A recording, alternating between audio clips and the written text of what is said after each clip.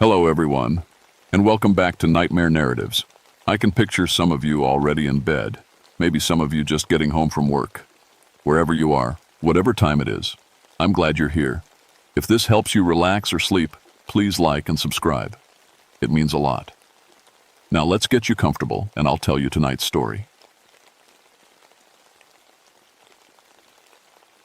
My name is Catherine Whitman, but everyone calls me Kate. I've been a ranger with the Cherokee National Forest for 13 years now, and I thought I'd seen everything these mountains could throw at me. Bears, illegal hunters, lost hikers, drug runners, you name it. But nothing prepared me for what happened on Roan Mountain in April of 1983. I should tell you something about myself first. Before I became a ranger, I had a PhD in anthropology. I specialized in Appalachian folklore, especially Cherokee culture. My grandmother was half Cherokee, though she never talked much about it. Growing up, I always felt drawn to these mountains, like they were calling me home. The call came in on a Tuesday morning. Park Superintendent Jim Morrison sounded worried on the radio. "Kate, we got a problem up on Roan Mountain. Someone's been digging around the old burial sites." My stomach dropped. The Cherokee burial mounds on Roan Mountain were sacred ground. They'd been there for over 1,000 years, and we were supposed to protect them. "How bad is it?" I asked. "Bad. Real bad. Can you get up there today?" I looked outside my cabin. The weather was perfect. Clear skies, warm spring air. "I'll head up right now. Be careful, Kate, and take the radio. Weather Service is calling for possible storms later." That should have been my first warning. In 13 years, I'd never seen the weather change as fast as it did that day. The drive up Roan Mountain takes about 2 hours from my station. The road winds through thick forest until you reach the balds, those strange, treeless areas near the top where nothing grows but grass and wildflowers. Cherokee legend says the balds were created by their ancestors as places to watch for enemies. The open meadows give you a view for miles in every direction. I parked my truck at the old trailhead and hiked the last mile to the burial sites. The Cherokee mounds sat in a small valley between two ridges, hidden from casual hikers. Most people didn't even know they were there, but someone knew. Someone had been very busy. The first mound I saw made me sick. It had been torn open like a wound. Dirt was scattered everywhere. Broken pottery lay in pieces on the ground, and bones, old brown bones, were scattered around like trash. I knelt down and picked up a piece of pottery. It was beautiful work, with intricate designs that told stories. Now it was broken, worthless to anyone except the people who made it centuries ago. "Damn grave robbers," I whispered. I spent the next hour documenting everything with my camera. 3 mounds had been dug up. Artifacts were missing. Probably anything that looked valuable to ignorant thieves. But worse than the theft was the disrespect. Sacred objects had been thrown aside and broken. Human remains were scattered like garbage. As I worked, I noticed the air getting colder. When I looked up, dark clouds were rolling in from the west, moving faster than any storm I'd ever seen. The temperature dropped 20 degrees in 10 minutes. That's when I heard it for the first time. A rattling sound, like bones clicking together in the wind. But there was no wind. I looked around trying to find the source of the sound. It seemed to come from everywhere and nowhere. The hair on my arm stood up, and not from the cold. I grabbed my radio. "Base, this is Kate. The burial sites have been hit hard. I'm going to need a crime scene team up here." Static answered me. I tried again. Nothing but white noise. The rattling got louder. I've always been a practical person. I don't believe in ghosts or spirits or any of that nonsense. I'm a scientist. But standing there in that sacred place, surrounded by scattered bones and broken dreams, I felt something watching me. The first snowflakes started, falling as I packed up my camera. In April. At lower elevation, dogwood trees were blooming. Up here, winter was coming back. I should have left then. I should have hiked back to my truck and called for backup from town. But something made me stay. Maybe it was my Cherokee blood. Maybe it was 13 years of protecting these mountains. Or maybe it was the way those bones seemed to be waiting for something. As darkness fell and the snow got heavier, I set up camp in my truck. I'd stay overnight and hike back to the burial sites at first light. I wanted to see if I could find any clues about who did this. That night, I dreamed of warriors in traditional Cherokee dress, standing guard over their ancestors' graves. In my dream, they were angry, very angry. I woke up to the sound of rattling bones and realized it wasn't a dream at all. Morning came gray and cold. 6 inches of snow covered everything, which was impossible for late April. I checked my radio again, still nothing but static. My truck's engine turned over, but barely. The temperature gauge read 15 degrees. I put on my warmest gear and hiked back to the burial sites. In the snow, I could see fresh tracks, boot prints leading to and from the mounds. The grave robbers had come back during the night, but there were other tracks too. Strange ones that made no sense. They looked almost human, but wrong somehow. The stride was too long, and there were only 4 toes on each foot, and they were bare footprints in 15-degree weather. The rattling sound was constant now, coming from all directions. Every time I tried to focus on where it was coming from, it seemed to move. At the first mound, I found something that made my blood run cold. The scattered bones from yesterday had been gathered up and arranged in patterns, not random patterns. Specific designs that I recognized from my anthropology studies. Cherokee symbols for protection and warning. Someone, or something, had spent the night arranging human bones into sacred symbols. I took pictures, but my camera was acting up. Half the shot came out blurry, and the other half showed strange shadows that I didn't see with my naked eye. That's when I found the first body. He was young, maybe 25, wearing expensive hiking boots and carrying a metal detector. His face was frozen in a scream, but there wasn't a mark on him. He was just dead, lying in the snow next to the largest burial mound. I checked for a pulse, knowing I wouldn't find one. His skin was ice cold, and his eyes were wide open, staring at something terrible. But the strangest thing was what he was holding, an ancient Cherokee tomahawk, still covered in dirt from the mound. "Base, this is Ranger Whitman." I tried the radio again. "I have a body at the burial sites.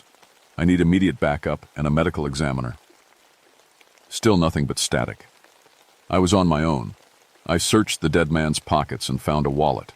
Thomas Bradley from Atlanta. In his backpack, I found digging tools and plastic bags full of artifacts, pottery pieces, arrowheads, and what looked like parts of ceremonial masks. The rattling got louder as I went through his stuff, like whatever was making the sound was getting angry. I put everything back and stood up. That's when I saw them. At first, I thought they were just shadows between the trees. But shadows don't move against the light, and they don't carry weapons. There were at least 6 of them, maybe more. Tall figures in traditional Cherokee dress, standing at the edge of the clearing. They didn't make any sound except for that constant rattling. I blinked, and they were gone. "Hello?" I called out. "I'm Kate Whitman, Cherokee National Forest Service. I'm here to help protect this place." No answer. Just the wind and that damn rattling. I decided to examine the other mounds. Maybe I could figure out exactly what had been taken. At the second mound, I found another set of tracks. Boot prints leading away into the Soul forest. The grave robbers might still be out there. Following the tracks was easy in the snow. They led uphill toward an old hunting cabin I knew about. The cabin was on park land, but hunters sometimes used it illegally during deer season. The tracks led right to the cabin door. I approached carefully, my hand on the pepper spray attached to my belt. The windows were covered from the inside, but I could see light leaking around the edges. "Park Service," I called out. "I need to speak with whoever's inside." I heard voices. At least 2 men, maybe 3. They were arguing about something. "We need to get out of here," one voice said. "This place ain't right." "Not without the rest of it," another voice answered. "You see how much that collector paid for just one piece? There's a fortune buried up here." "I don't care about the money anymore. Did you see what happened to Tommy?" "Tommy slipped and hit his head, that's all. He was screaming about skeleton warriors when we found him. And look at this weather. It was 70 degrees yesterday." I knocked on the door. Gentlemen, I'm Ranger Whitman. I need to speak with you about the burial sites. The voices stopped. After a moment, I heard footsteps approaching the door. We ain't done nothing wrong, a voice called out. I just need to ask some questions. A man is dead down at the mounds. The door opened a crack, and I saw part of a face, unshaven, scared-looking. Dead? What do you mean dead? Thomas Bradley. I found his body this morning. Did you know him? The door opened wider, and two men stepped out. They were both in their 30s, dressed in hunting gear. One carried a shovel, the other had a backpack that clinked when he moved. Tommy's dead? The first man asked. His name was Ray, according to the hunting license clipped to his jacket. I found him at the burial mound. What happened up here last night? Ray and his partner, whose name was Eddie, looked at each other nervously. We were digging, Eddie said. Just looking for arrowheads and stuff. Nothing wrong with that. Actually, there's a lot wrong with that. This is protected land, and those are sacred burial sites. What you're doing is federal crime. Look, lady, Ray said, we got bigger problems than federal crimes. Something ain't right about this place. Soon as the sun went down last night, things got weird. Weird how? Sounds, Eddie said, like bones shaking in a bag, and shapes moving around the mounds. And the cold. Jesus, where'd this cold come from? Tommy went back down there around midnight, Ray continued. Said he dropped his metal detector. We heard him screaming about 20 minutes later. When we went looking for him, we found him just like you said, dead as a stone, holding that old tomahawk. The rattling sound got louder, and all three of us looked toward the burial sites. There it is again, Eddie whispered. Been going on all night. That's when I saw them clearly for the first time. The figures at the edge of the clearing weren't shadows or tricks of the light. They were warriors, Cherokee warriors in traditional dress, but wrong somehow. Too thin, too pale, and when they moved, they made that rattling sound, because they weren't flesh and blood anymore. They were bones, held together by something stronger than sinew. Oh, God, Ray whispered. Do you see them too? I saw them.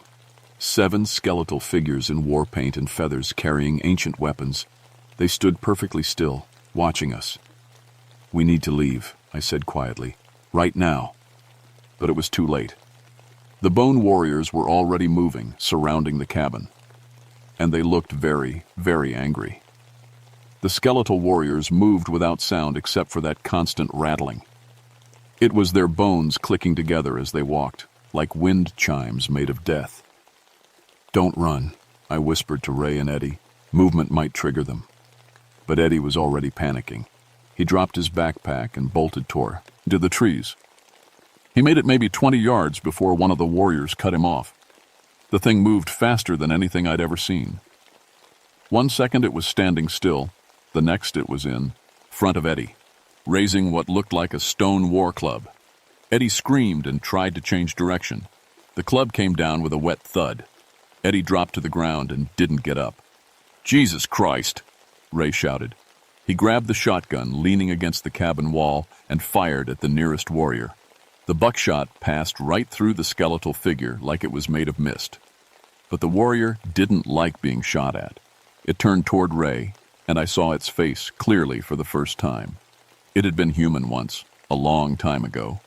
Now it was just a skull with glowing points of light where the eyes should be. War paint was somehow still visible on the bone, red and black stripes that seemed to move in the dim light. Ray fired again, with the same result. The warrior glided toward him, raising an ancient tomahawk. I did the only thing I could think of. I stepped between them. Wait! I shouted in Cherokee. My grandmother had taught me a few words when I was little, and I'd learned more during my graduate studies. I am Cherokee. Part Cherokee. The warrior stopped. All of them stopped. The rattling died away to nothing. The lead warrior, taller than the others and wearing what looked like a chief's headdress, stepped closer to me. It leaned down until its skull was inches from my face. I could smell old earth and decaying leaves. It spoke in Cherokee, too fast and too old for me to understand completely. But I caught some words. Desecration. Sacred. Punishment. I understand, I said in English, then tried Cherokee. I know this place is sacred. I'm here to protect it. The chief warrior straightened up and looked at Ray, who was still holding his useless shotgun. The sacred bones have been scattered, it said in perfect English. The ancestors have been disturbed. This cannot go unpunished. Look, I said. These men made a mistake. They didn't understand. Let me take them away from here, and I promise I'll make sure the burial sites are protected. They stole from the dead. They broke sacred objects for profit. The old ways demand justice. Ray was whimpering behind me. I could smell that he'd wet himself. What kind of justice? I asked. The chief warrior pointed at Eddie's body. The same justice given to the other thief. There has to be another way. I'm part Cherokee. My grandmother was half Cherokee. Doesn't that give me any standing here? The warrior considered this. The others remained perfectly still, waiting. You may speak for your ancestors, it finally said. But first, you must prove you understand the old ways. How? The sacred objects must be returned to their proper places. The bones of the ancestors must be reburied with honor, and the thieves must make amends for their crimes. I looked back at Ray, who was shaking so hard he could barely stand. What kind of amends? That is for you to decide, daughter of the Cherokee. But choose quickly. The storm grows stronger, and our patience grows thin. As if to prove the point, the wind picked up and snow started falling harder. The temperature was dropping fast, and I could see more skeletal warriors emerging from the forest. They surrounded us completely now, maybe 20 of them. Ray, I said quietly, put down the gun and get Eddie's backpack. We need to return everything they stole. Eddie's dead, Ray whispered. I know, but we need to save ourselves if we can. Now move slowly and get that backpack. Ray set down his shotgun and walked toward Eddie's body on shaking legs. The warriors watched him, but didn't interfere. He picked up the backpack full of stolen artifacts and carried it back to me. What's in your backpack? I asked. More of the same. Pottery pieces, arrowheads, some kind of carved bone thing. We're going to carry all of it back to the burial mounds and put everything back where it belongs. Then we're going to rebury the bones that were scattered. And then, I looked at the chief warrior. Then we hope they let us leave. The march back to the burial sites was the longest walk of my life. The skeletal warriors formed a circle around us, moving silently through the snow. Every step I took, I expected to feel a stone blade between my shoulder blades. But they let us walk. They let us carry our burden of stolen sacred objects back to where they belonged. At the first mound, I opened Ray's backpack and started removing artifacts. Pottery pieces, stone tools, carved bones, shell beads, all the treasures that people had been buried with over 1,000 years ago. Help me, I told Ray. We need to put everything back in the mounds and cover them up. Ray was still shaking, but he started helping. We worked as the snow fell and the skeletal warriors watched. I tried to place each artifact respectfully, the way I thought it should be placed. The hardest part was dealing with the human remains. Bones that had been scattered by the grave robbers were lying all over the clearing. I gathered them up carefully, treating each one like it belonged to someone's ancestor, because that's exactly what they were. As we worked, the chief warrior spoke to me in Cherokee. I caught some of it, words about respect, honor, and the proper treatment of the dead. I'm trying, I said. I want to do this right. You show respect, the warrior replied. That is good, but one thief remains unpunished. I looked at Ray, who had heard. His face went white. He's helping me fix this, I said. He's trying to make amends. The old ways demand a life for a life. 2 thieves have died. 1 remains. What if he promises never to disturb sacred places again? What if he helps protect them? The chief warrior was quiet for a long moment. Around us, the other warriors stood perfectly still, like a bone forest in the snow. There is another way, the chief finally said, but it requires sacrifice. What kind of sack? Riffage?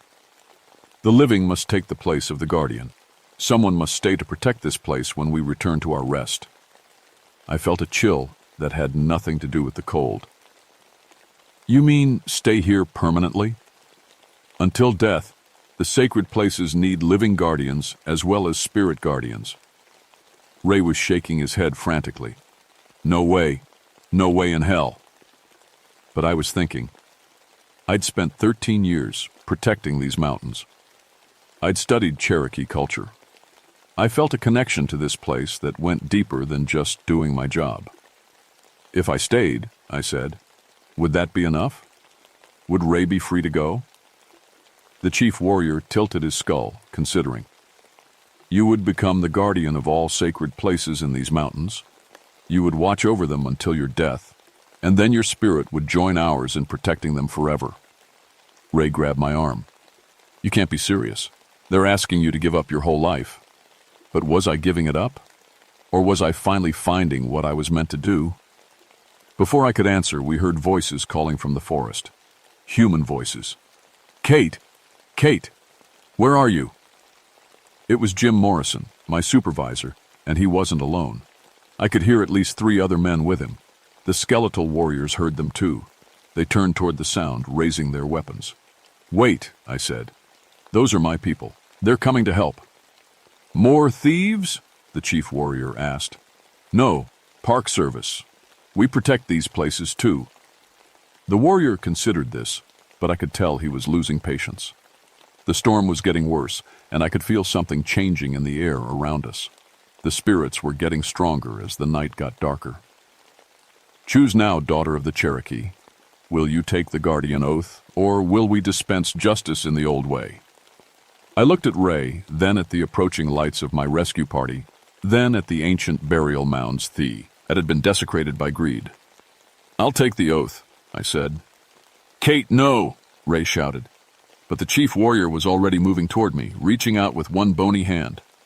The last thing I remembered was touching that ancient hand and feeling a cold that went deeper than winter, deeper than death.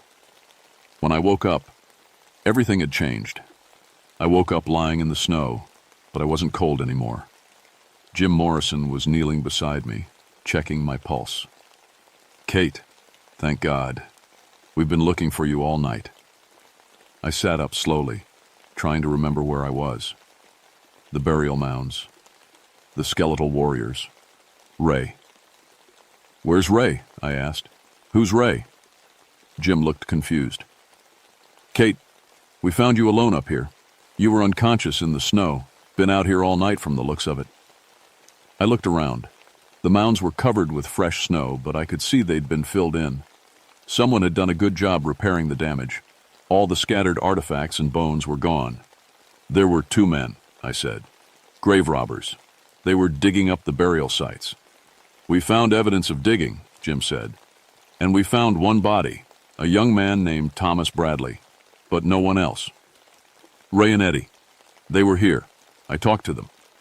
Jim looked at me with concern. Kate, you've been out in sub-zero weather all night.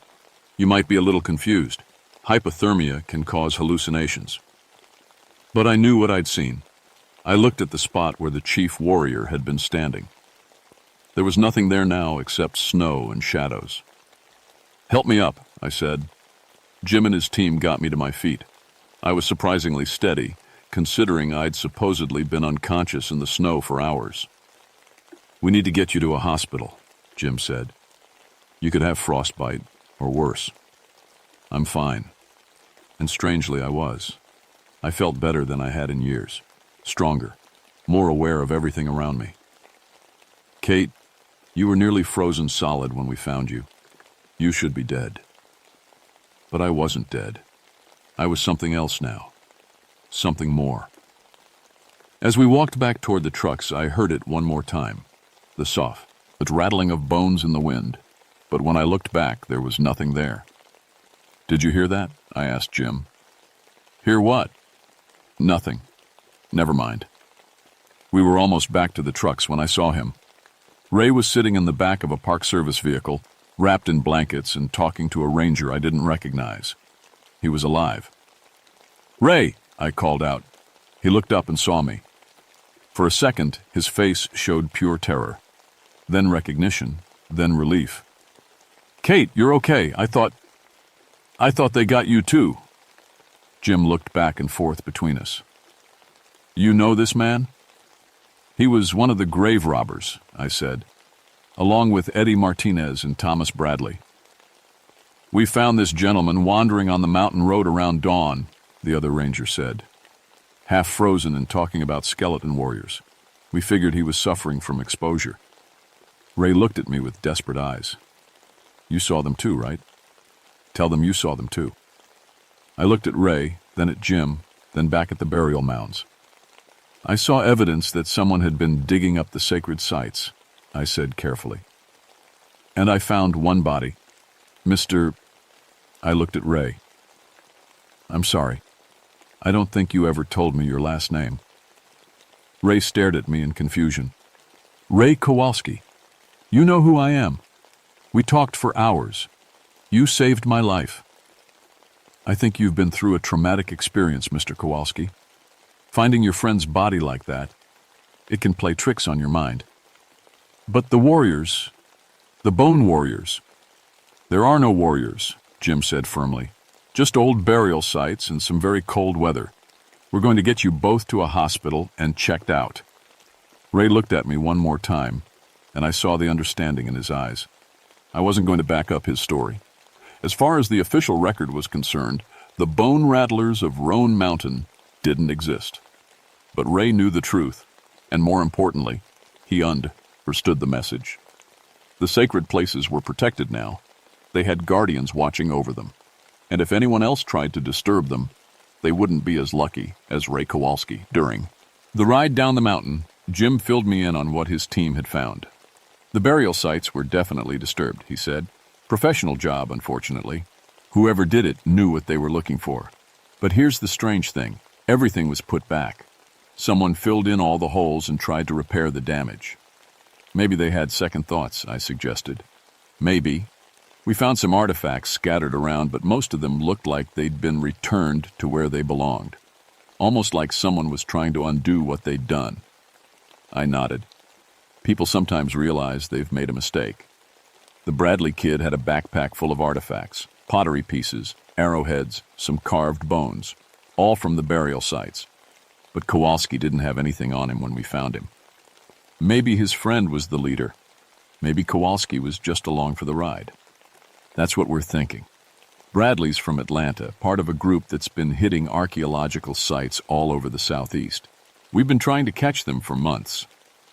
At the hospital, doctors checked me over and declared me remarkably healthy for someone who'd spent a night in sub-zero weather. No frostbite, no hypothermia, no ill effects at all. You're very lucky, Ms. Whitman, the doctor said. Most people wouldn't survive what you went through. But I knew it wasn't luck. It was something else, something that had changed me during those dark hours on Roan Mountain. Ray was in the next room, being treated for mild hypothermia and exhaustion. Before I left the hospital, I stopped by to see him. He was alone, staring out the window. How are you feeling? I asked. He turned to look at me, and I saw that he was different too. There was something in his eyes that hadn't been there before, a kind of understanding. I'm never going back there, he said quietly. Good. And I'm never digging up another burial site, never disturbing another sacred place. That's wise. They're really there, aren't they, the guardians, even if nobody else believes it. I sat down in the chair next to his bed. Mr. Kowalski, I'm going to tell you something, and I want you to listen carefully. What happened on Roan Mountain last night was a warning. The Cherokee people consider those burial sites sacred. They've been protecting them for over 1,000 years. But the Bone Warriors are a story, a legend. But legends exist for a reason. They're warnings passed down through generations. They tell us that some places should be left alone. Ray nodded slowly. I understand. I hope you do. Because if you ever try to disturb a sacred site again, I can't guarantee that you'll be as lucky as you were last night. He stared at me for a long moment. You're one of them now, aren't you? He whispered. I didn't answer. I just stood up and walked toward the door. Ms. Whitman? I stopped. Thank you for saving my life. Don't waste it, I said. That was 42 years ago. I'm retired now, officially. But I never really left Roan Mountain. I bought a small cabin about 5 miles from the burial sites. I volunteer with the Park Service, leading educational tours and teaching visitors about Cherokee culture and the importance of protecting archaeological sites. But my real job started that night in 1983. I'm the guardian now, the living guardian of all the sacred places in these mountains. Ray Kowalski kept his word. He never disturbed another burial site. In fact, he became something of an advocate for archaeological preservation. He moved back to Georgia and started working with the State Parks Department, protecting historic sites. Eddie Martinez's body was never found. The official report says he probably fell off a cliff during the storm and was buried by snow. His remains will turn up someday when the mountain decides to give them up. Thomas Bradley was buried in Atlanta. His family never knew what he was really doing up on Roan Mountain. As far as they know, he was just a hiker who got caught in a freak storm. The burial sites were officially protected as a cultural resource area. No digging, no camping, no metal detecting. Rangers patrol the area regularly, but they're not the only guardians watching over those ancient mounds. On cold nights when the wind blows through the mountains just right, you can still hear them. The bone rattlers, the skeletal warriors who protect their ancestors' rest. Most people think it's just the sound of ice rattling in the trees. But I know better. I've seen them a few times over the years, usually when someone tries to disturb the sacred places. They don't often have to intervene anymore. Word gets around among the artifact hunters and grave robbers. Roan Mountain is off limits. Too dangerous. Too many strange accidents. But sometimes someone doesn't get the message. 3 years ago, a group of college kids from Tennessee decided to do some amateur archaeology up on the mountain. They had metal detectors and shovels, and they'd read about the Cherokee burial sites online. I found them before they found the mounds. I explained that the area was protected and that they needed to leave. They were good kids. They just didn't know any better. They packed up their equipment and hiked back down the mountain. But one of them came back that night. He was an archaeology student who thought he knew better than some old lady park volunteer. They found him the next morning, sitting cross-legged in front of the largest burial mound. He was alive, but he couldn't speak, couldn't move, just sat there staring at something no one else could see. The doctors said it was catatonic shock brought on by hypothermia. He spent 3 weeks in a psychiatric hospital before he recovered enough to talk. When he did, he told everyone who would listen about the skeletal warriors who had surrounded him in the Niggas, how they had spoken to him in an ancient language about respect and honor and the proper treatment of the dead. Nobody believed him, of course, but he never went back to archaeology. He changed his major to social work and now helps homeless veterans in Nashville. The warriors let him live because he was young and didn't know better. But they made sure he understood the message. I'm 77 years old now. I don't have much time left. But I'm not worried about what happens after I die. I know where I'm going. I'll join the bone rattlers of Roan Mountain. I'll help them guard the sacred places for as long as the mountains stand. And sometimes, on quiet nights when the moon is dark and the wind is still, people hiking near the burial sites report hearing something strange, a soft rattling sound, like bones clicking together in the cold. They think it's just the ice settling in the trees. But I know better. We're still here, still watching, still protecting what needs to be protected. And we always will be. My name was Catherine Whitman. Now I'm something more. I'm a guardian of the sacred places, and I'm not alone.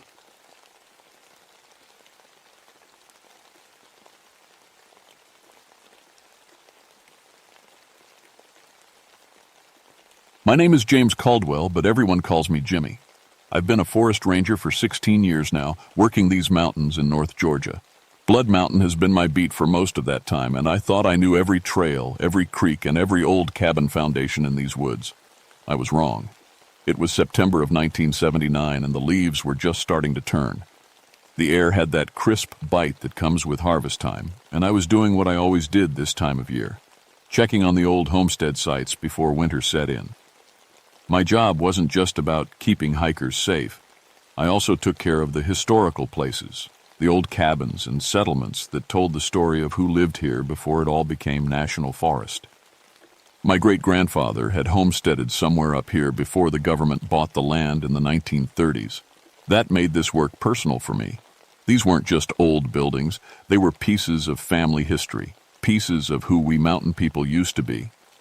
I'd been married to Sarah for 12 years, and we had twin boys, Mark and Michael, both 10 years old. They loved coming up here with me on weekends, exploring the old places, asking me to tell them stories about the people who used to live in these hills.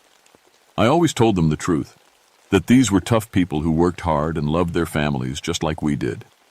I never told them the ghost stories, never believed them myself. Old places just hold memories, I figured. Stone and wood and time, that's all.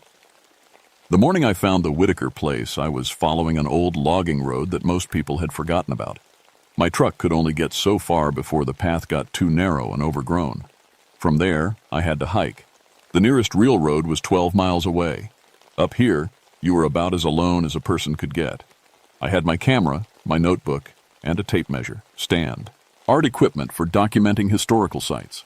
The Park Service wanted everything cataloged before they decided what to preserve and what to let nature take back. The Whitaker homestead sat in a little valley between two ridges, hidden from the main trail. Most hikers would never find it. The cabin was mostly gone, just the stone foundation and chimney left standing. But the root cellar was still there, built right into the hillside with a heavy wooden door that somehow hadn't rotted away. According to my research, the Whitaker family had lived here from about 1910 until 1918.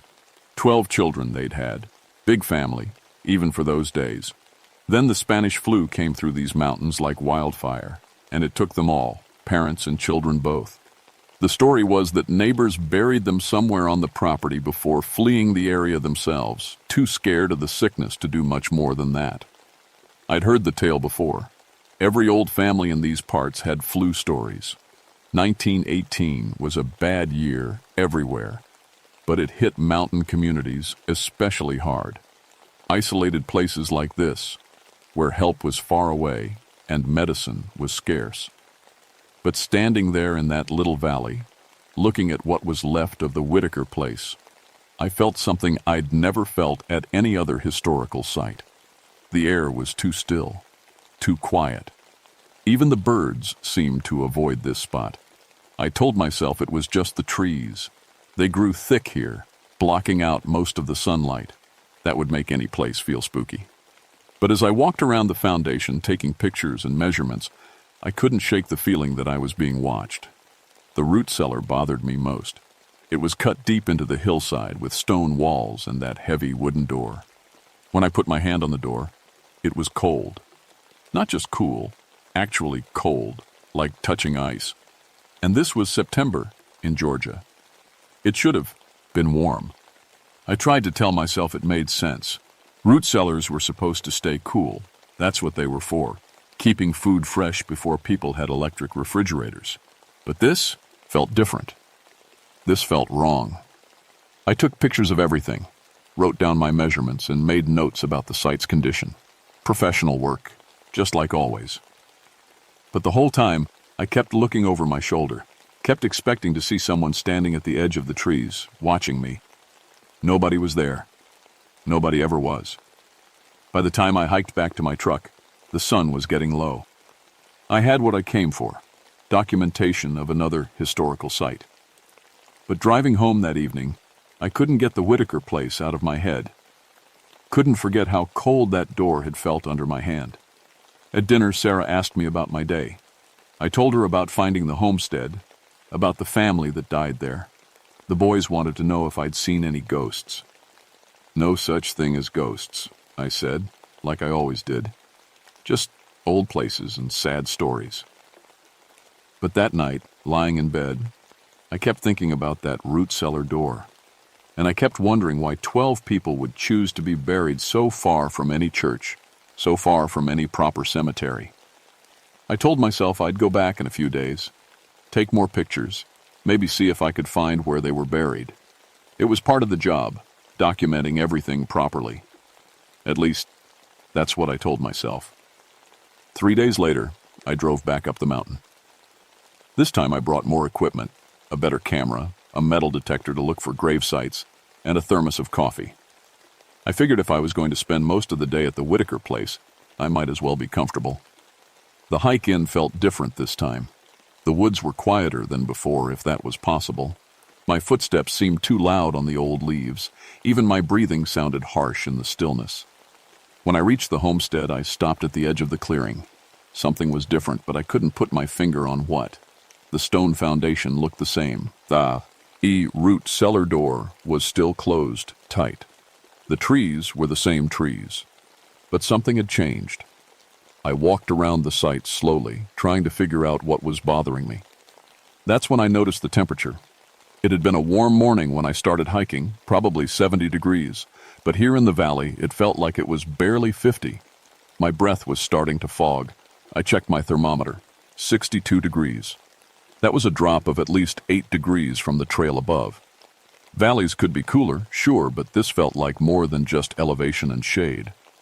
I started with the metal detector, sweeping it in wide circles around the cabin foundation. If there were graves here, the metal would pick up nails from coffins, belt buckles, maybe jewelry. The detector stayed quiet for most of the morning, just the occasional beep from old nails or horseshoe fragments. Then I tried it near the root cellar. The machine went crazy. Not the steady beep you get from finding metal. This was a wild, chattering sound like it couldn't make up its mind what it was detecting. The needle on the display jumped back and forth so fast I couldn't read it. I turned the detector off and back on, thinking maybe something was wrong with it. Same crazy noise. I moved it away from the root cellar, and it worked fine. Moved it back, and the chattering started again. Electronic equipment could be funny around certain kinds of rock, I knew that. Maybe there was iron ore in the hillside or some other mineral that was messing with the detector. But I'd never heard one act quite like this. I decided to try taking some pictures instead. Maybe I'd spot something with the camera that I was missing with my eyes. The first few shots came out normal, just the stone foundation, the root cellar, the surrounding trees. But when I got to the pictures I took near the cellar door, something was wrong with them. In the viewfinder, I could see the door clearly. Heavy wood, iron hinges carved with what looked like initials and dates. But in the photographs, there were shapes in front of the door. Pale shapes, like shadows. But shadows don't show up light in pictures. I took the same shot 3 times. All 3 came out the same way. Those pale shapes clustered around the door like people standing there. But I could see the door clearly with my own eyes. Nothing was blocking it. My hands started shaking a little as I looked through the camera again. Through the viewfinder. Just the door. Click. In the photo, more of those pale shapes. That's when I heard it. Singing. It was so faint I almost missed it. A child's voice, maybe more than one, singing something soft and slow. A lullaby or maybe a hymn. The sound seemed to be coming from underground, from somewhere beneath the root cellar door. I stood very still and listened. The singing continued for maybe 30 seconds, then faded away completely. When it stopped, the forest was so quiet I could hear my own heartbeat. I walked over to the root cellar door and pressed my ear against the wood. Nothing. But the door was even colder than it had been 3 days ago. Cold enough that my ear started to sting from the contact. I tried the handle. It was an old iron latch, probably original to the 1910s. It lifted easily, but the door wouldn't budge. Not stuck. Locked. From the inside. That made no sense. Root cellars didn't have locks on the inside. They were for storing food, not for keeping people in or out. And this door had been closed for over 60 years. How could it be locked from the inside? I walked around to the back of the root cellar, where it went into the hillside. Maybe there was another entrance, or at least a way to see inside. But the back was just solid stone and earth. No windows, no other doors. I came back to the front and tried the handle again. This time it opened. The door swung inward with a long, rusty creak. Beyond it was darkness, and a smell like old earth and something else. Something sweet and sick, like flowers left too long in water. I had a flashlight on my belt. The beam cut through the darkness and showed me stone walls, dirt floor, wooden shelves along the sides. A normal root cellar, just like dozens of others I'd seen in these mountains. But it was cold in there. So cold, I could see my breath in the flashlight beam. I stepped inside. And that's when I saw them. On the wooden shelves, lined up like they were still waiting to be used, mason jars full of preserved food. Peaches, beans, corn, pickles. The lids were rusty, but the food inside looked fresh, like it had been canned yesterday. Impossible. Food didn't keep for 60 years, not even in the best root cellar. These jars should have been empty, or full of black mold, or broken by now. But they weren't. They looked good enough to eat. I picked up one of the peach jars and held it up to my flashlight. The peaches were golden and perfect, floating in clear syrup. The label, written in a woman's careful handwriting, said, July 1918, for the children. July 1918. The month before the flu took the Whitaker family. I set the jar back on the shelf carefully. My hands were shaking again, and not just from the cold. I backed out of the root cellar and closed the door firmly behind me. The latch clicked shut, and I heard it, the sound of a lock turning on the inside. I tried the handle again. Locked. I packed up my equipment and hiked back to my truck faster than I probably should have. All the way down the mountain, I kept telling myself there had to be logical explanations. Underground springs could keep a root cellar cold. Certain preservation methods could keep food fresh longer than normal. Old doors could stick and unstick for all kinds of reasons. But I couldn't explain the photographs. I couldn't explain the singing. And I couldn't explain how a door had locked itself from he inside. That night at dinner, Sarah noticed I was quiet. "Everything okay?" she asked. "You look like you've seen a ghost." The boys laughed at that. "Dad doesn't believe in ghosts," Mark said. "That's right," I said, forcing a smile. "No such thing." But later, alone in my office, I looked at those photographs again, those pale shapes near the root cellar door. The more I stared at them, the more they looked like children. 12 children. I stayed away from the Whitaker place for a week, told myself I had other sites to document, other work to catch up on. But the truth was, those photographs had spooked me. Every time I looked at them, I saw more details in those pale shapes. The suggestion of faces, of old-fashioned clothes, of small hands reaching toward the camera. Sarah found me looking at them one evening after the boys had gone to bed. "What are those?" she asked, settling into the chair next to my desk. "Photos from that old homestead I found," I said. "Something's wrong with the camera, I think. Keep getting these weird exposures." She picked up the photo that showed the shapes most clearly. "They look like people," she said after a moment. "Light tricks. Shadows, maybe, or reflections." But Sarah had grown up in these mountains, too. She knew the stories as well as I did. "Which homestead?" she asked quietly. "The Whitaker place, up on Blood Mountain." Her face went still. "Jimmy," she said, "that's where those children died, during the flu." I know the story.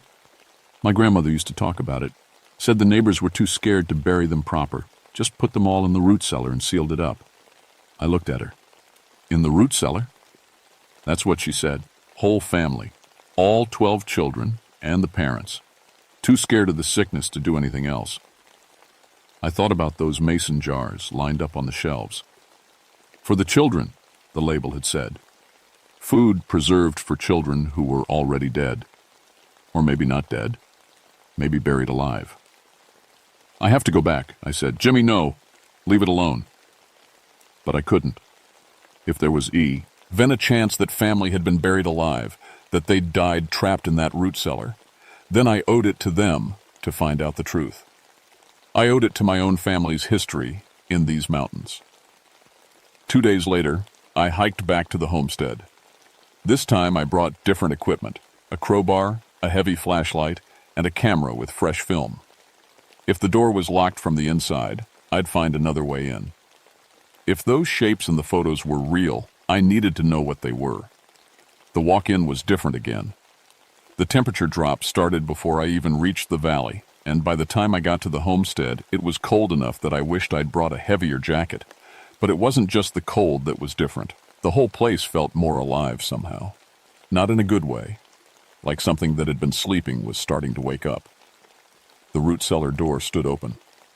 I stopped at the edge of the clearing and stared. I knew I'd closed that door. I'd heard it lock from the inside, but now it stood wide open, and I could see my flashlight beam from the last visit still shining inside. That was impossible. My flashlight battery couldn't have lasted 9 days. I walked closer, every instinct telling me to turn around and leave. The smell from the root cellar was stronger now, not just old earth and sweet decay, but something else. Something like sickness. I peered inside.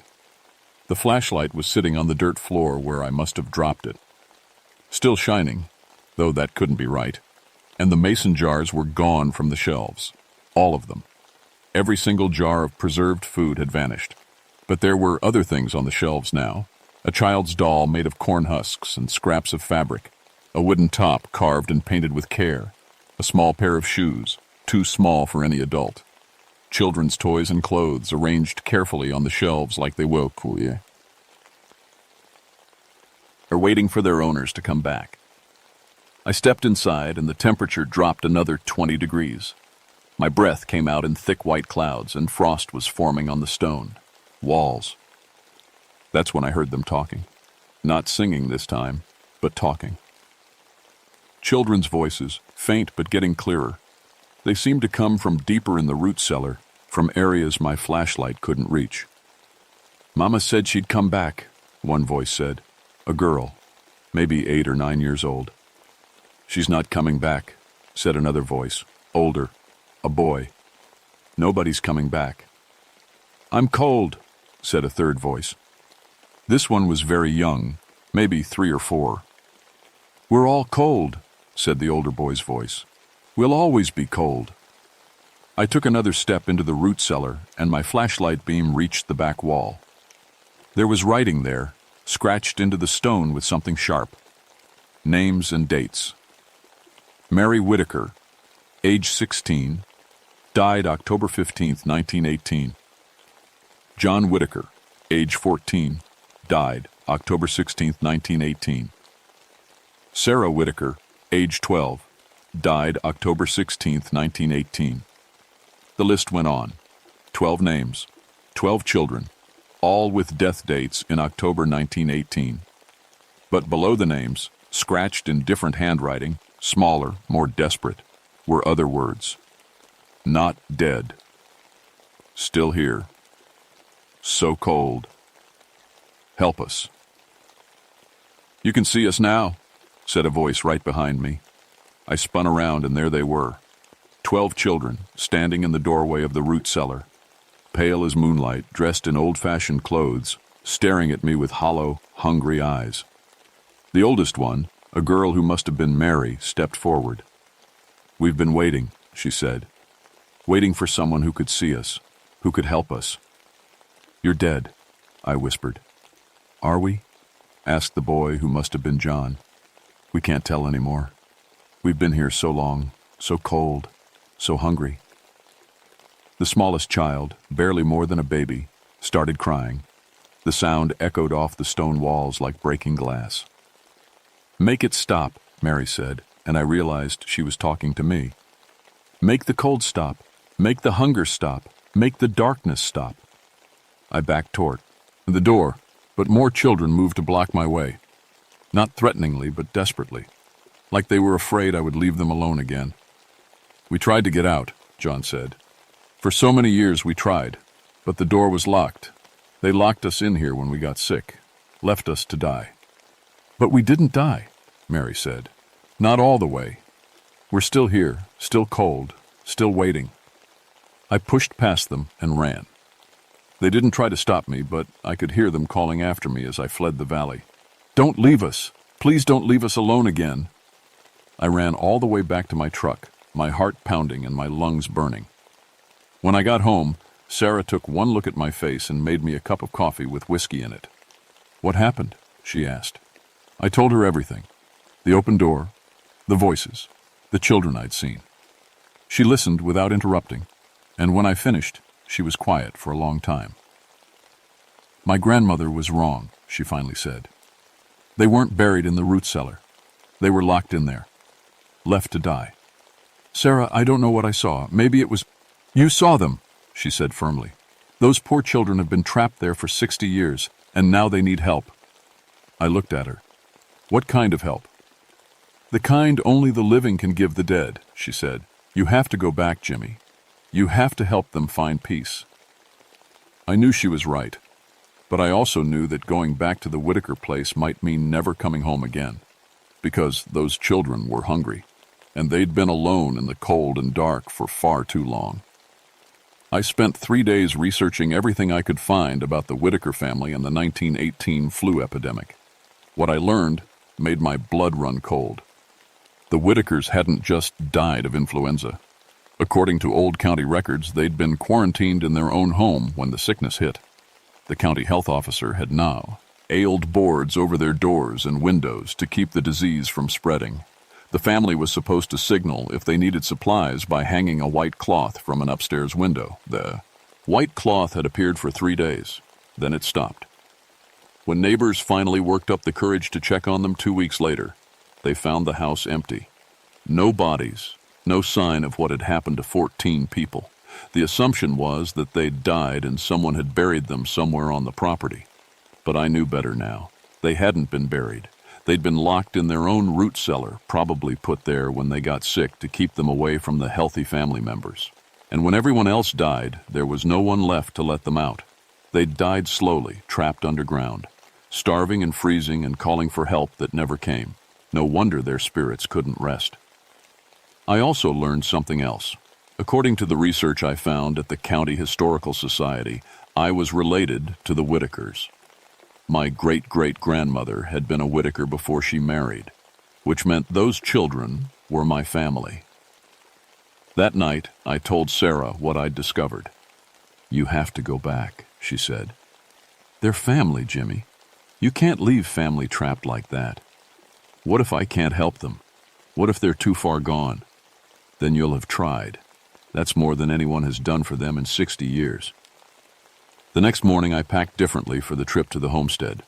Along with my usual equipment, I brought things my grandfather had taught me about when I was young. Salt for purification, iron nails for protection, a small Bible for prayers, and white candles for guiding spirits to rest. I also brought something else, a shovel.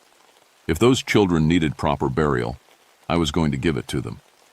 The hike to the valley was the hardest yet. The temperature dropped with every step, and by the time I reached the homestead, it was below freezing. Ice was forming on the trees, and my breath came out in thick white clouds. The root cellar door was open again, but this time I could see light coming from inside. Not electric light, the warm yellow glow of candles. I approached slowly. Inside the root cellar, dozens of candles were burning on the shelves and floor. They cast dancing shadows on the walls, and in those shadows, I could see them all. All 12 children sitting in a circle on the dirt floor like they were having a meeting. When they saw me, they looked up with expressions of hope and desperation.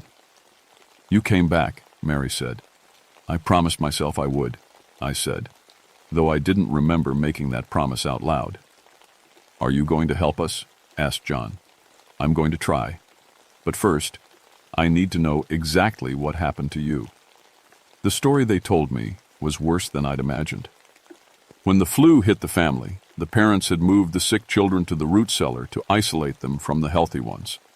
But the disease spread anyway. Soon, everyone was sick. The parents died first, upstairs in the house. The older children tried to take care of the younger ones, but they were sick too, and they were locked in the root cellar with no way out. We called and called, said little Susan, who couldn't have been more than 4. But nobody came. We got so cold, said Mary, and so hungry. The food ran out after a few days. We tried to break down the door, John added, but we were too weak, and it was too strong. They died one by one over the course of 2 weeks. The older children had lived the longest, watching the younger ones fade away. Mary had been the last to die, alone with 11 corpses in the dark.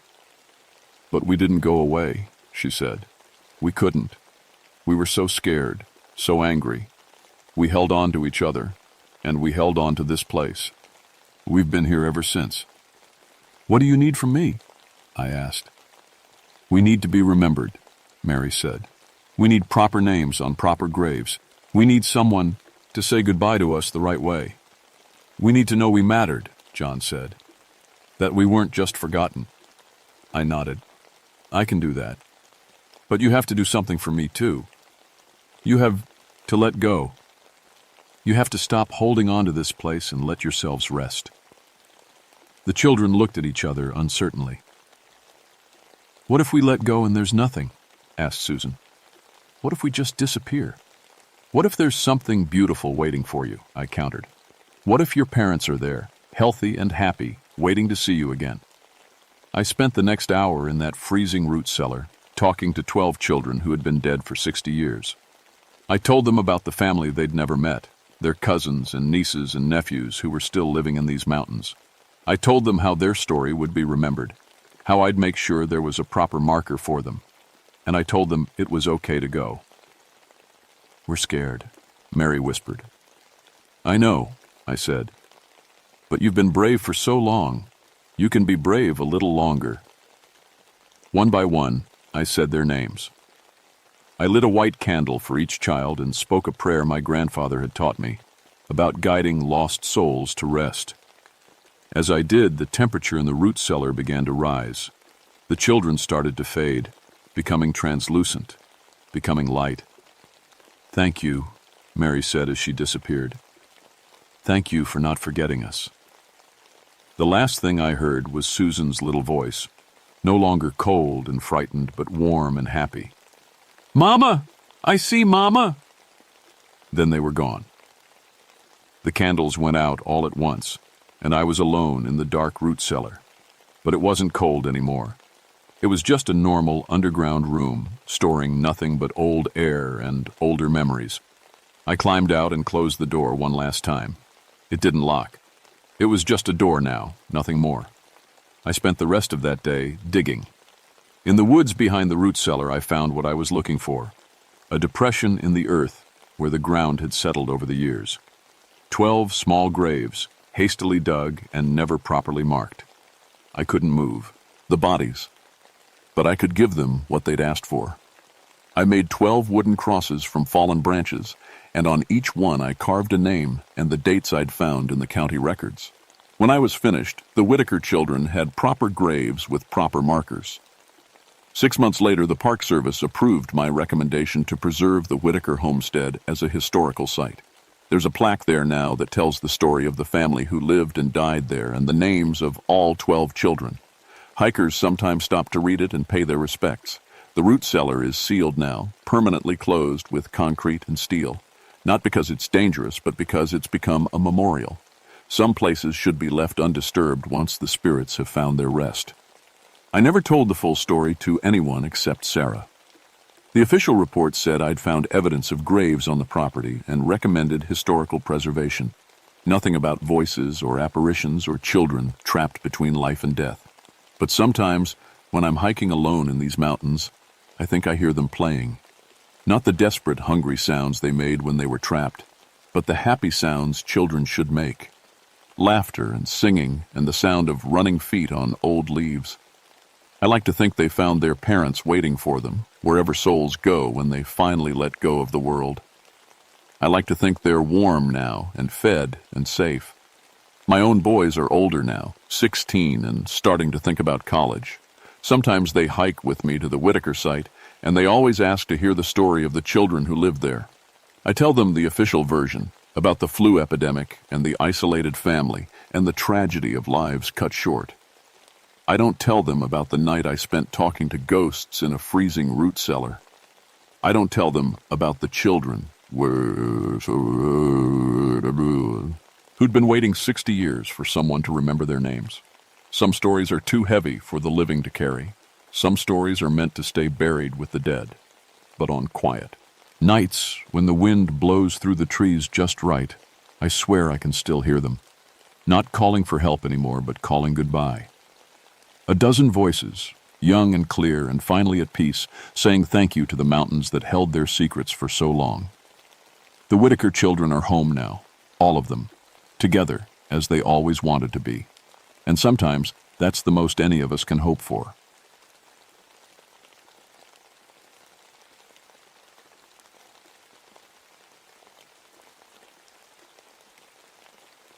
My name is Elizabeth McKinnon, but everyone calls me Liz. I've been a park ranger for 14 years now, working in the Jefferson National Forest here in Virginia.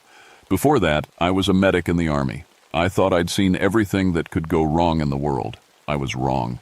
It was March of 1988 when everything changed. The winter had been harsh that year, and even though spring was supposed to be coming, the mountains still held onto the cold like a mean old dog with a bone. I was living alone in my cabin near the base of Walker Mountain, just me and my German Shepherd Rex. He was a good dog, smart and loyal. Better company than most people, if I'm being honest. I'd moved out here after my divorce 3 years earlier. The city had gotten too loud, too crowded. Too many memories of things I wanted to forget. Out here in the mountains, I could breathe again. The work suited me, helping lost hikers, checking on campsites, making sure people stayed safe in the wilderness. It was simple, clean work that made sense. That morning started like any other. I was drinking my coffee and checking the weather reports when the radio crackled to life. Static filled my kitchen, then cleared up enough for me to hear dispatch. Ranger McKinnon, we've got a situation on Walker Mountain. Missing hiking party, 5 college kids from Richmond. Last radio contact was yesterday evening. I set down my coffee cup. Missing hikers in March with a storm system moving in. That was serious business. Copy that. What's their last known location? North Face camping area, about 3 miles up the main trail. But Liz, there's something else. We just got the weather update. Big storm coming in, worse than predicted. Snow, high winds, the works. You might be our only shot at reaching them before it hits. I looked out my window at the gray sky. The clouds were getting darker by the minute. How long do I have? Maybe 4 hours before it gets really bad. After that, nobody's going up that mountain until it passes. I was already reaching for my gear. I'm on my way. Rex followed me around the cabin as I packed my emergency supplies. Medical kit, rope, emergency shelter, flares, extra food and water. Everything I might need for a search and rescue in bad weather. Rex knew the routine. His tail was wagging, but his ears were alert. He was ready to work. The drive to the trailhead took 30 minutes on mountain roads that were already getting slippery. By the time I parked my truck and shouldered my pack, the first snowflakes were starting to fall. Rex jumped out and immediately started sniffing around, his nose working overtime. Come on, boy, I said, clipping his leash to my belt. Let's go find these kids. The trail up Walker Mountain wasn't too hard in good weather, but with snow starting to fall and the wind picking up, it was getting tricky fast. I'd done this hike hundreds of times, though. I knew every rock, every turn, every place where people usually got into trouble. What I didn't know was that this time would be different. This time, something was waiting up there in the storm. As we climbed higher, Rex started acting strange. He kept stopping and looking around, his ears pointed straight up. A few times he whined low in his throat, something I'd never heard him do before. Good search dogs don't get spooked easy, but Rex was definitely spooked. What is it, boy? I asked, stopping to scan the trees around us. Nothing looked out of place. Just pine trees heavy with snow and the sound of wind getting stronger. Then I heard it for the first time. It was faint at first, almost lost in the wind. A whistling sound. High and sweet, like someone playing a flute somewhere far away. It was actually pretty in a haunting sort of way, but Rex didn't like it at all. His hackles went up and he pressed close to my legs. Easy, Rex, I said. But I was starting to feel uneasy too. There was something about that sound that made my skin crawl. It reminded me of the whistle a bomb makes when it's falling, that moment before everything goes to hell. The whistling stopped as suddenly as it had started. Rex relaxed a little, but he kept looking back over his shoulder as we continued up the trail. I tried to shake off the weird feeling, but it stuck with me like mud on boots. By the time we reached the camping area where the college kids were supposed to be, the snow was falling hard and the wind was howling through the trees. I could barely see 20 feet in any direction, but what I could see made my heart sink. There were 5 tents set up in a perfect circle, their bright colors standing out against the white snow. But something was wrong. The tents were too neat, too perfectly arranged. And they were all empty. I approached the campsite carefully, Rex staying close to my side. The snow was already covering any tracks that might have been there, but I could see signs that people had been here recently. A camp stove was still set up, with what looked like the remains of last night's dinner frozen to the bottom of a pot. "Hello," I called out, my voice getting swallowed by the wind. "This is Park Ranger McKinnon. Can anyone hear me?" Nothing but the wind and that weird whistling sound starting up again. This time it seemed to come from all around us, echoing off the trees and rocks. Rex whimpered and tried to hide behind my legs. I unzipped the first tent. Sleeping bags were laid out perfectly, like someone had taken time to arrange them just so. Personal gear was scattered around, backpacks, clothes, hiking boots, but no people. It was like they had just vanished. The second tent was the same, and the third, all empty, all too neat and tidy. In 14 years of search and rescue, I'd never seen anything like it. When people abandon a campsite in an emergency, they leave things messy, scattered. I grab what they can and run. This looked more like someone had cleaned house before leaving. But leaving to go where? And why would 5 experienced hikers leave their shelter right before a major storm? I was checking the 4th tent when I found the radio. It was a good one, military grade, the kind serious hikers carry for emergencies. I turned it on and heard nothing but static. The whistling sound was getting louder, and it seemed to be affecting the radio somehow, making the static pulse in rhythm with the melody. "This is Ranger McKinnon calling dispatch," I said into the radio. "I'm at the missing hikers' campsite. No sign of the party, but all their gear is here. Something's not right." Static was all I got back. The storm must be interfering with the signal, or maybe it was something else. That whistling was getting inside my head now, making it hard to think straight. I tried the radio again. This time, through all the static, I heard something that made my blood run cold. It was a voice, faint and distorted, but definitely human. "Following the beautiful music. So beautiful. Can't stop." Then nothing but static again. Rex was pulling on his leash now, trying to get me to follow him toward the tree line. His nose was working overtime, and he kept looking back at me with an expression I'd never seen before. It wasn't just worry. It was fear. "What did you find, boy?" He led me to the edge of the camping area where the forest started getting thick. There, barely visible under the fresh snow, was a line of footprints. 5 sets, all heading in the same direction, away from the safety of the camp, deeper into the woods. I knelt down and brushed snow away from the clearest print. It was from a hiking boot, size 10 or 11, probably belonging to one of the male students. But what worried me was the direction they were heading, straight toward the north, the face of Walker Mountain, where the ground dropped away into a series of cliffs and ravines that were dangerous even in good weather. The whistling was getting stronger now, and I realized it was coming from the same direction as the footprints. It was hauntingly beautiful, like a siren song from the old stories my grandmother used to tell. Part of me wanted to follow it, to see where it was coming from. But my military training kicked in. When something seems too good to be true, it usually is. And when something tries to lure you away from safety, you don't follow it. You get the hell out of there. "Come on, Rex," I said, standing up. "We need to track them down before they get themselves killed." Rex didn't want to follow the trail. He planted his feet and refused to move forward. This was completely unlike him. He was a trained search dog, and following tracks was what he lived for. But something about this trail had him terrified. I had to half drag him for the first 100 yards until finally he gave in and started following reluctantly. The footprints were easy to follow even in the snow. The hikers had walked single file, not running or stumbling like people who were lost or panicked. They'd walked calmly and steadily, like they knew exactly where they were going. That scared me more than anything else so far. We'd been following the trail for about 20 minutes when Rex suddenly stopped dead. His whole body went rigid, and a low growl rumbled in his chest. I looked ahead and saw why. There was a person standing in the trees about 50 yards away, just standing there, perfectly still, facing away from us. It was one of the hikers. I could see the bright red jacket that matched the description we'd been given. "Hey!" I called out. "Are you okay? I'm a park ranger." The figure didn't move, didn't even seem to hear me.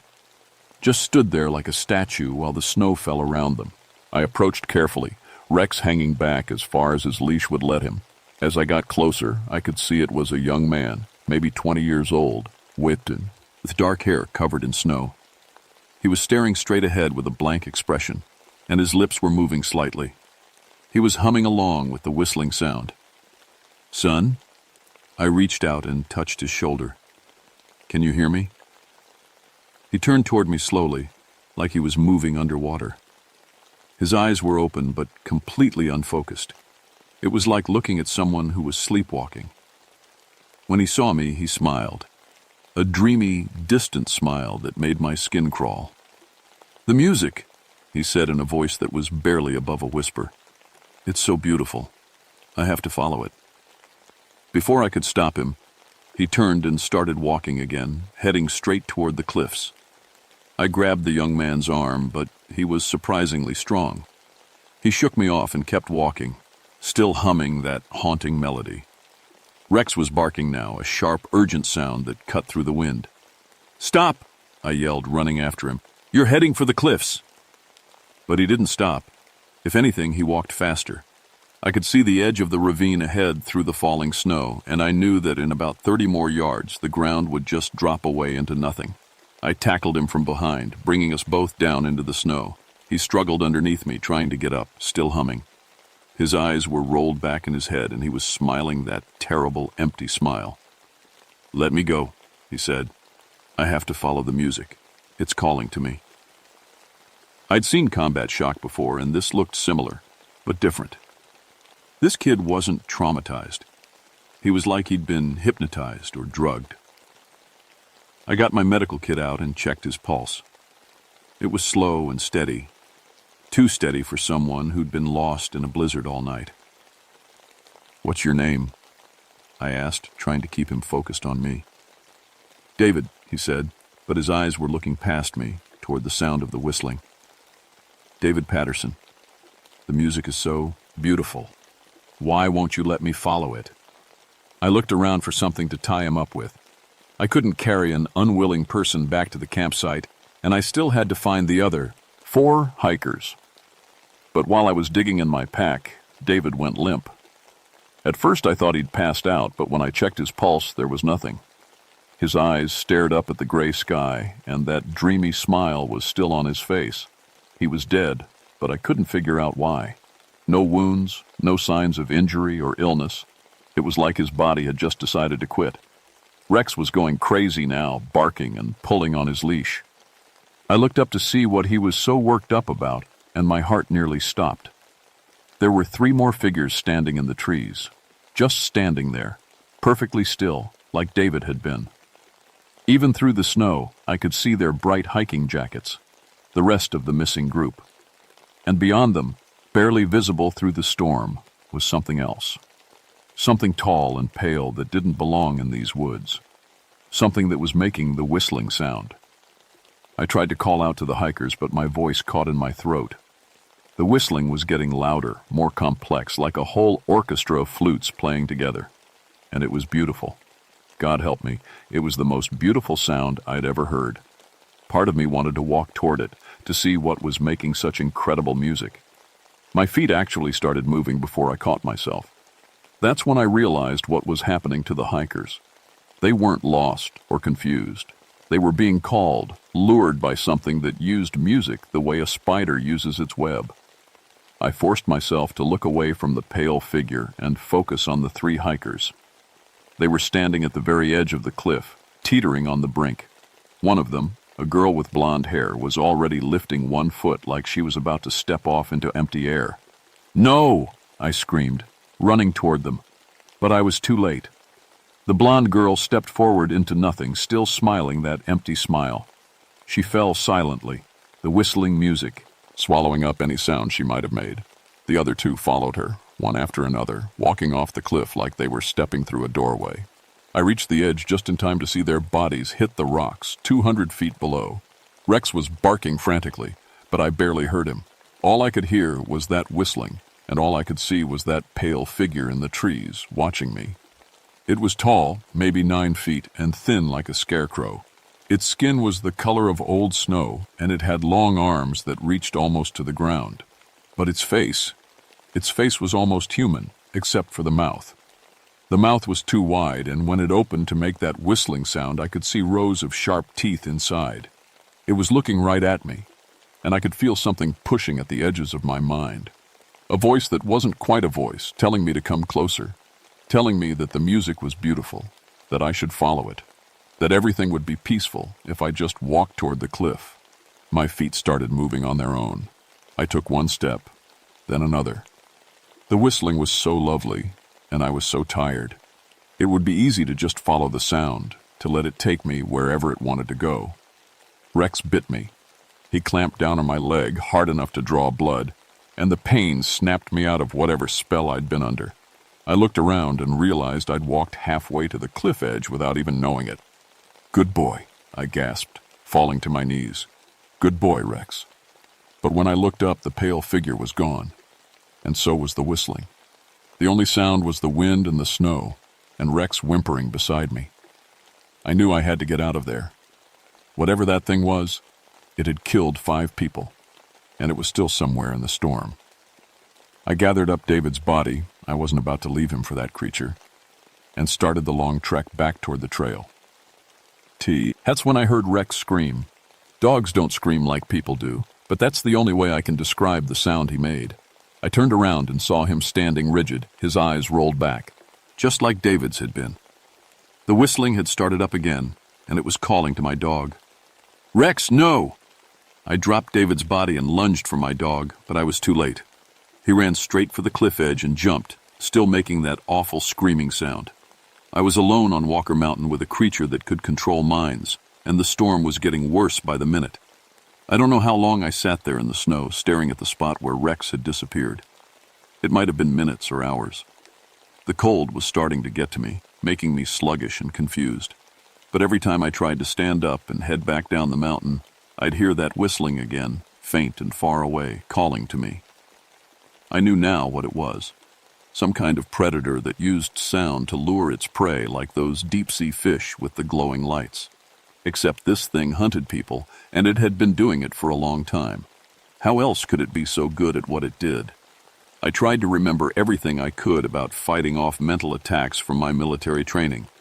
Focus on pain, focus on anger, focus on anything that would keep my mind sharp and clear. I bit down on my tongue until I tasted blood, used the pain to stay alert. The storm was getting worse. I could barely see 10 feet in any direction, and the wind was strong enough to knock me down if I wasn't careful. But I couldn't go back down the mountain yet. That thing was still up here somewhere, and it wasn't finished hunting. I was right. The whistling started up again, closer this time, much closer, and through the swirling snow, I could see that pale shape moving between the trees. It was following me, staying just at the edge of my vision, like a wolf stalking a wounded deer. Every few minutes it would whistle, and I'd feel that tug in my mind, that voice telling me to come closer. But I kept biting my tongue, kept focusing on the pain, and managed to resist. I was getting tired, though. Every time it tried to control me, it took a little more out of me to fight back. I needed to end this, one way or another.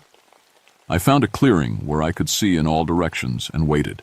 If this thing wanted me, it was going to have to come out into the open to get me. I pulled out my emergency flare gun. It wasn't much of a weapon, but it was all I had. The whistling stopped. For a moment, the only sound was the wind. Then I heard footsteps in the snow, slow and deliberate, circling the clearing. The creature was taking its time, enjoying the hunt. "Come on," I said out loud. "I'm right here. What are you waiting for?" It stepped into the clearing. Up close, it was even worse than I'd thought. Its skin wasn't just pale. It was translucent, like I could see the dark blood moving underneath. Its arms were too long, its fingers ended in black claws, and its face... God, its face looked almost human until you saw the mouth. When it opened its mouth to whistle, it stretched impossibly wide, showing those rows of needle-sharp teeth. The sound it made wasn't just music anymore. It was like a physical force, pressing against my skull, trying to get inside. I could feel my will starting to crumble, feel that dreamy peacefulness washing over me. But I also felt something else. Anger. Pure, burning rage at this thing that had killed 5 innocent kids and my dog. That anger cut through the mental fog like a knife. I raised the flare gun and fired. The flare hit the creature in the chest and exploded in a shower of red sparks. It let out a shriek that was nothing like the beautiful whistling. This was the sound of something in pain and fury. The spell broke completely, and I could think clearly again. The creature was on fire, its translucent skin burning like paper, but it wasn't dead. It came at me with so long arms reaching, claws extended. I rolled to the side and felt the wind from its swipe as it missed my head by inches. I had one more flare, but I was saving it. Instead, I pulled out my knife. Just a standard ranger's knife, but it was sharp, and I knew how to use it. The creature turned toward me, and I could see intelligence in its pale eyes. Not animal cunning, but real intelligence. This thing was smart, and it was angry that I'd hurt it. The burns on its chest were already starting to heal. It opened its mouth and whistled again, but this time the sound was different, harsher, more urgent, and I could feel it trying to get into my head, trying to make me drop the knife and walk over to those waiting claws. I bit down on my tongue so hard I thought I might bite it off. The pain cleared my head, and I lunged forward with the knife. The blade went into the creature's stomach, and black blood poured out over my hands. It felt like ice water. The creature screamed again and backhanded me across the clearing. I hit a tree hard enough to see stars, but I held onto the knife. When I looked up, the creature was standing over me. Its wound was already closing, the black blood stopping its flow. It reached down with one long arm and grabbed me by the throat. This close I could smell it, like old meat and wet earth and something else. Something that reminded me of graves. Its grip was freezing cold and stronger than anything human. I could feel my windpipe starting to crush. With the last of my strength, I pulled the pin on my second flare and jammed it right into the creature's mouth. The explosion lit up the whole clearing like daylight. The creature's head snapped back, and it let go of me, stumbling backward with flames pouring out of its mouth and nose. This time, the shriek it made was weaker, more like a whimper. It looked at me one more time with those pale, intelligent eyes. Then it turned and ran, crashing through the trees and disappearing into the storm.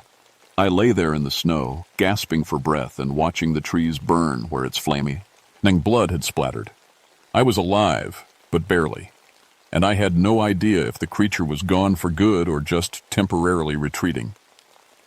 They found me 3 days later, half frozen and barely conscious. The rescue team said I was hypothermic and delusional, talking about creatures and whistling sounds. The official report listed the deaths of the 5 college students as accidental, disorientation and exposure leading to fatal falls from the cliffs. Nobody believed my story about the creature. Why would they? Even I started to wonder if I'd imagined it all. Severe cold can cause hallucinations, and I'd been through a lot of trauma. Maybe my mind had created the monster to make sense of a senseless tragedy. But I knew better. I spent 6 months on medical leave, seeing therapists and trying to get my head straight. The nightmares were the worst part. Dreams about that whistling sound, about pale faces in the trees, about Rex running toward the cliff edge. I couldn't handle heights anymore, couldn't even climb a ladder without breaking into a cold sweat. When I came back to work, I requested a transfer. No more mountain assignments for me. They moved me to a flat coastal park where the biggest threat was sunburn and jellyfish stings. But I didn't stop thinking about Walker Mountain. I started researching quietly, on my own time. Looking through old newspapers, death records, local folklore. What I found made my blood run cold. The whistling deaths went back over 150 years. Different decades, different victims, but always the same pattern. People found dead at the bottom of cliffs, always during storms, always with that same peaceful expression on their faces. Local tribes had stories about it too. Warnings about the whistling death that lived in the high places and called people to their doom. I tried to warn other rangers, but nobody wanted to listen. I was the crazed lady who'd cracked under pressure, who saw monsters where there were only accidents and bad luck. So I kept my research to myself and waited. Last month, I got a call from a ranger in Weston, Virginia. 3 hikers had gone missing during a winter storm on Seneca Rocks. They found the bodies at the bottom of a cliff, all with the same peaceful expressions. And right before they died, someone had reported hearing strange whistling sounds coming from the mountain. It's still out there, still hunting. And I'm the only one who knows what it really is. Sometimes, late at night, I think I can hear that whistling in the wind. It's faint and far away, but it's there, calling to me, trying to finish what it started on Walker Mountain. I keep my flare gun loaded and ready, just in case, because I know that someday it's going to come looking for the one that got away.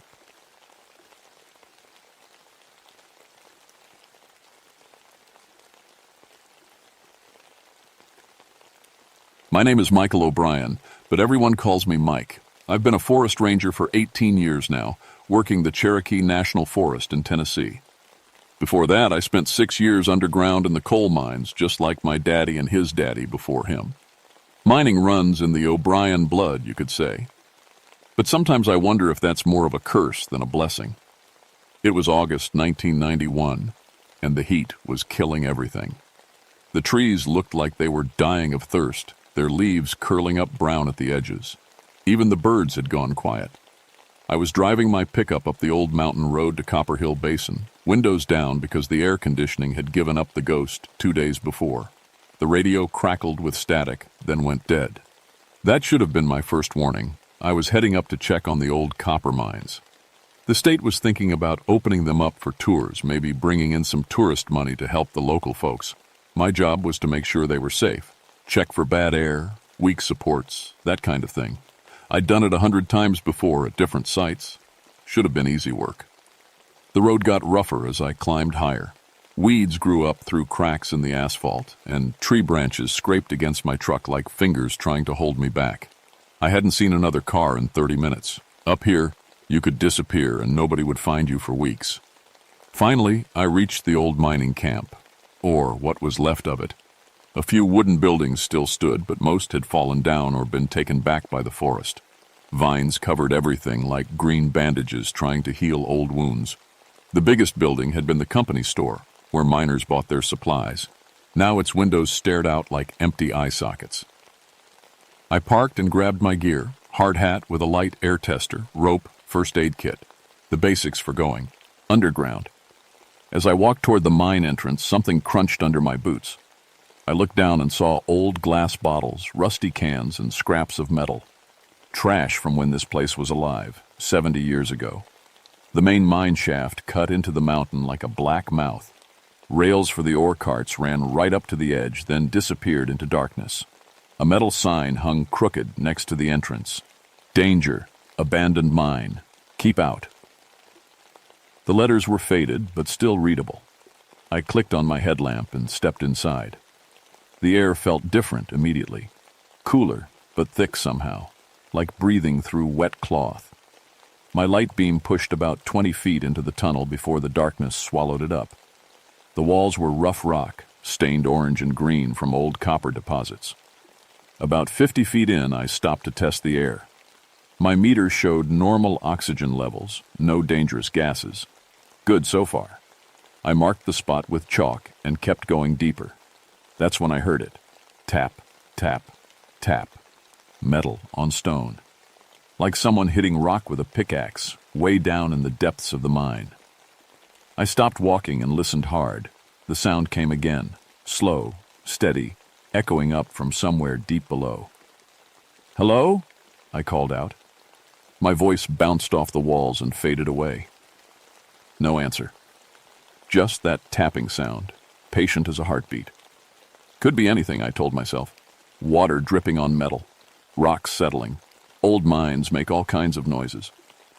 But I'd been in dozens of abandoned mines, and this was different. This sounded like someone working. I kept walking deeper, following the main tunnel as it curved to the left.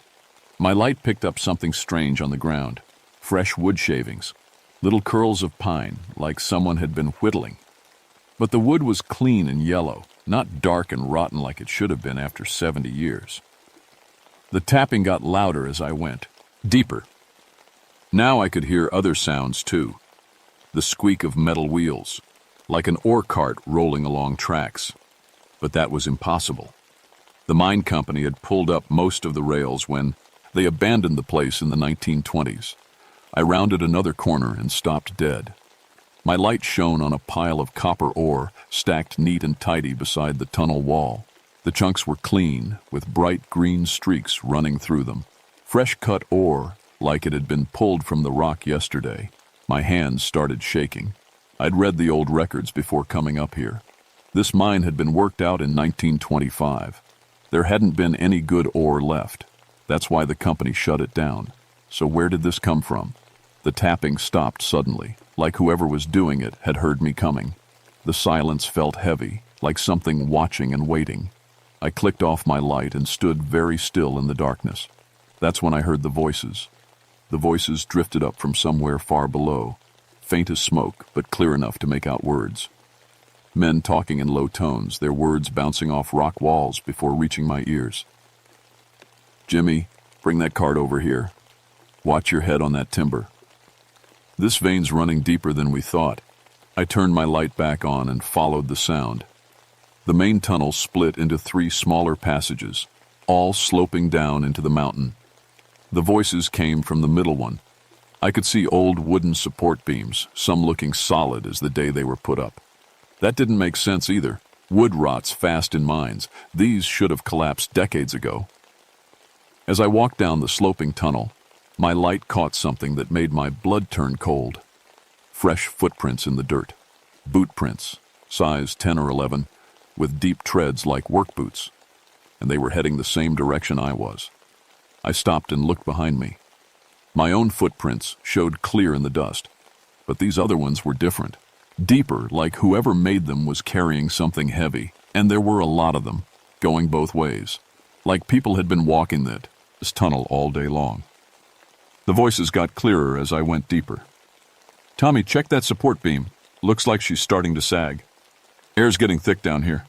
Maybe we should head up for a bit." "No, sir. Boss wants this section finished by end of shift."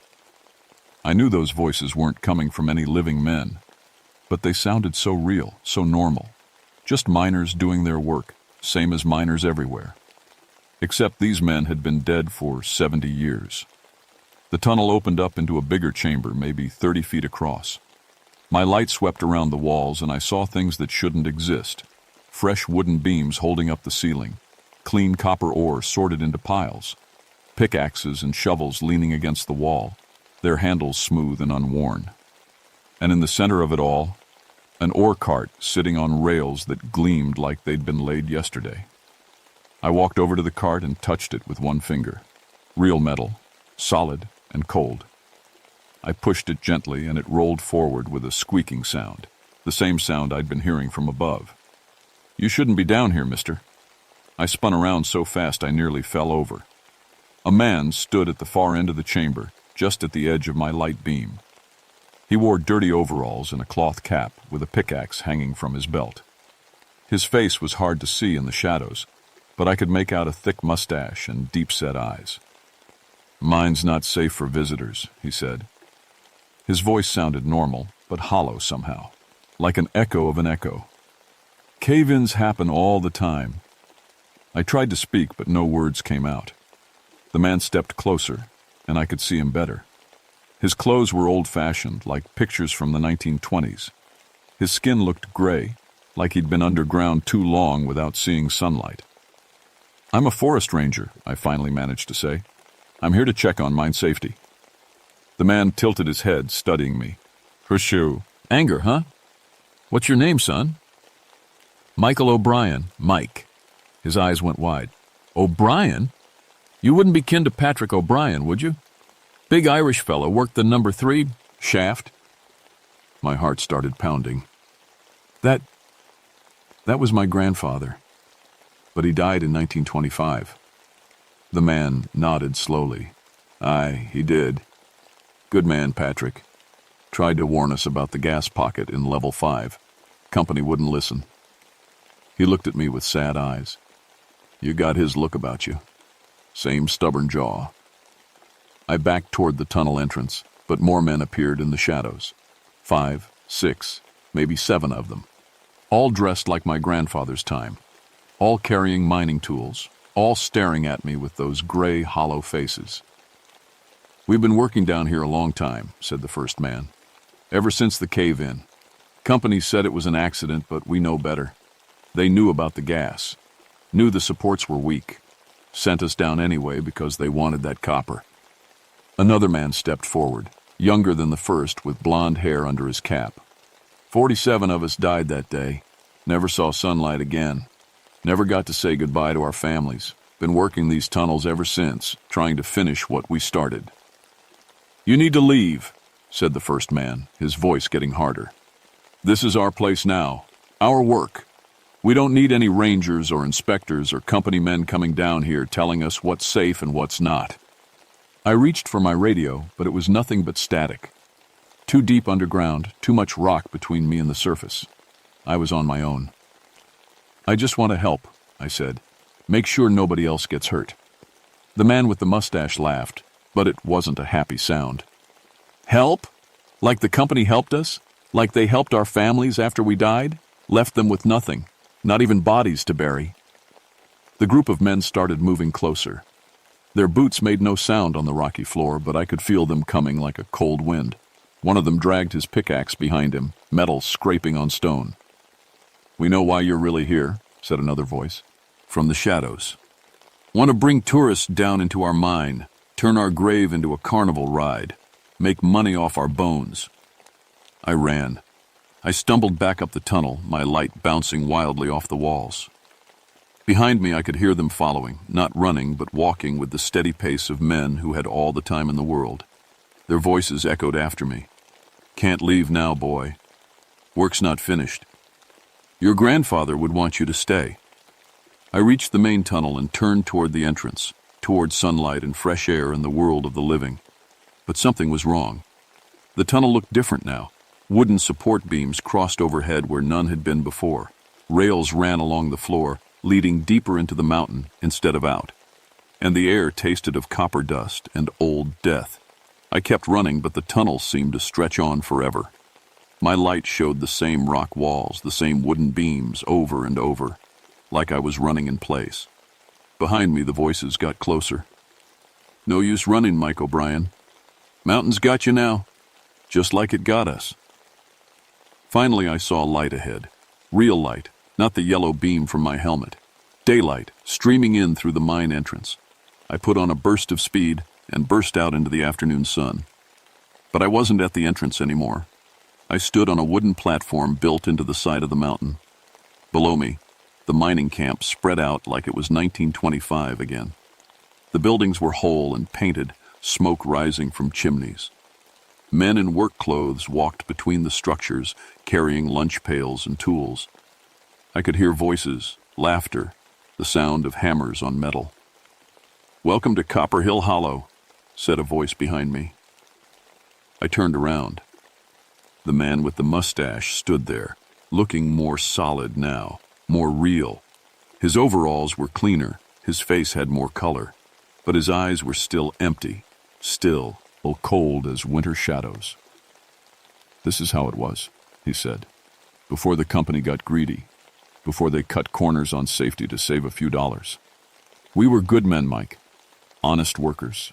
We deserved better."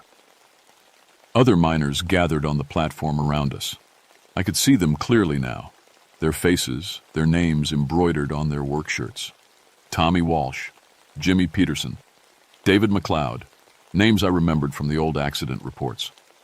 "Your grandfather tried to warn us," said Tommy Walsh. He was the young blonde one I'd seen in the mine. Came running out of level 5, shouting about gas. Said the company knew about it, knew it was dangerous. But the foreman called him a troublemaker. "Fired him that very day," added Jimmy Peterson. "Walked him right out of the camp. Lucky for him, he missed the explosion by 2 hours." I looked down at the camp below. It was beautiful in a way, like a picture from a history book. Men working together, doing honest labor. But there was something wrong with the light. Too golden, too perfect. Like looking at the world through amber. "This isn't real," I said. "The camp's been abandoned for 70 years. You're all dead. The mustached man, I still didn't know his name, nodded sadly. Aye, we're dead, but we remember. We remember what it was like before, and we remember how it ended. Company sealed us in when the mine collapsed, told everyone we died quick, that there was nothing they could do. But some of us lived for hours in the dark, breathing poison air, calling for help that never came. Our families never knew the truth, said Tommy. Company paid them a little money, told them to keep quiet, said it was nobody's fault, just one of those things that happen in mines. But it wasn't, growled another man, older with scars on his hands from years of hard work. Company knew about the gas pocket, knew the supports were rotting. They had reports from the state inspector, warnings from the union. Ignored them all because pulling out that copper was more important than keeping us alive. I felt something tugging at my jacket and looked down. A boy, maybe 13 years old, stood beside me. Too young to be a miner, but he wore the same clothes as the men. I just brought them their lunch, he said in a small voice. Wasn't supposed to be down there. But the cage was coming up, and I thought I'd ride it to the surface. Then everything went dark. My heart broke looking at him. Just a kid, probably helping to feed his family, caught in a disaster that should never have happened. What do you want from me? I asked. The man with the mustache pointed down at the camp. Company's coming back. New owners, new equipment. They want to reopen the mines, dig out what copper's left. But the mountain's still dangerous. Gas pockets, weak stone, rotten supports. They don't care, just like before. All they see is profit. More men will die, said Tommy. Good men with families. Unless someone stops them. Someone who knows the truth, added Jimmy. The boy tugged at my jacket again. You could tell people what really happened. Make them listen. Make them remember us. I looked around at their faces. Dead men and a dead child, all looking at me with desperate hope. They'd been trapped here for 70 years, unable to rest, unable to move on, waiting for someone to hear their story. How? I asked. Who would believe me? I don't have any proof. The mustached man smiled for the first time. Oh, but you do, Mike O'Brien. Your grandfather saved more than his own life when he walked out of this camp. He took something with him, something the company thought was buried forever. The world around me started to fade. The perfect light grew dim. The sounds of the camp grew distant. The wooden platform began to creak and sag under my feet. Time's running short, said the man. Company surveyors will be here tomorrow. Once they start blasting, we'll be lost forever. The truth dies with us. What do? Did my grandfather take? I shouted as the platform collapsed beneath me. I fell into darkness, their voices echoing all around me. Ask your grandmother. The box in the attic. Save them, Mike. Don't let it happen again. I woke up in my truck, slumped over the steering wheel. The sun was low on the horizon, painting the abandoned mining camp in shades of red and gold. My head pounded like someone had hit me with a pickaxe. I checked my watch. Nearly 6 o'clock. I'd been unconscious for hours. My first thought was that I'd been overcome by bad air in the mine. Happens sometimes. Carbon monoxide, methane, other gases can build up in closed spaces. Makes you see things, hear voices. But my air tester showed normal readings when I checked it. I looked toward the mine entrance. It was just a black hole in the rock, same as when I'd arrived. No wooden platform, no sounds of men working, just silence and shadows. But I couldn't shake what I'd seen and heard. The faces of those dead miners felt more real than the steering wheel under my hands. And they'd mentioned my grandmother, something in her attic, something my grandfather had taken from the mine. I drove down the mountain as fast as I dared, my headlights cutting through the growing darkness. I had to get to Grandma O'Brien's house while she was still awake. She was 87 now, and she went to bed early. Her little white house sat on Elm Street in town, same place she'd lived since marrying my grandfather in 1923. I knocked on the door, trying to calm my racing heart. "Michael," she said when she opened it, "what brings you by so late?" You look terrible, dear. Grandma, I need to ask you about Grandpa, about his time at the Copper Hill mines. Her face went pale. She looked around nervously, then pulled me inside. What do you want to know? He was there the day of the cave-in, wasn't he? The day 47 men died? She sat down heavily in her rocking chair. He never talked about it. Never. Said it was too painful to remember. But yes, he was there. Walked out just hours before it happened. Did he ever say why? Why he left that day? Grandma was quiet for a long time, rocking back and forth. Finally, she spoke in a whisper. He found something. Papers, documents the company didn't want anyone to see, proof they knew the mine was dangerous. My heart started pounding again. Where are they, Grandma? Do you still have them? She pointed toward the ceiling. Attic. In his old steamer trunk. He made me promise never to throw them away, but never to show them to anyone either. Said they were too dangerous. That the company would hurt our family if they knew Patrick had taken them.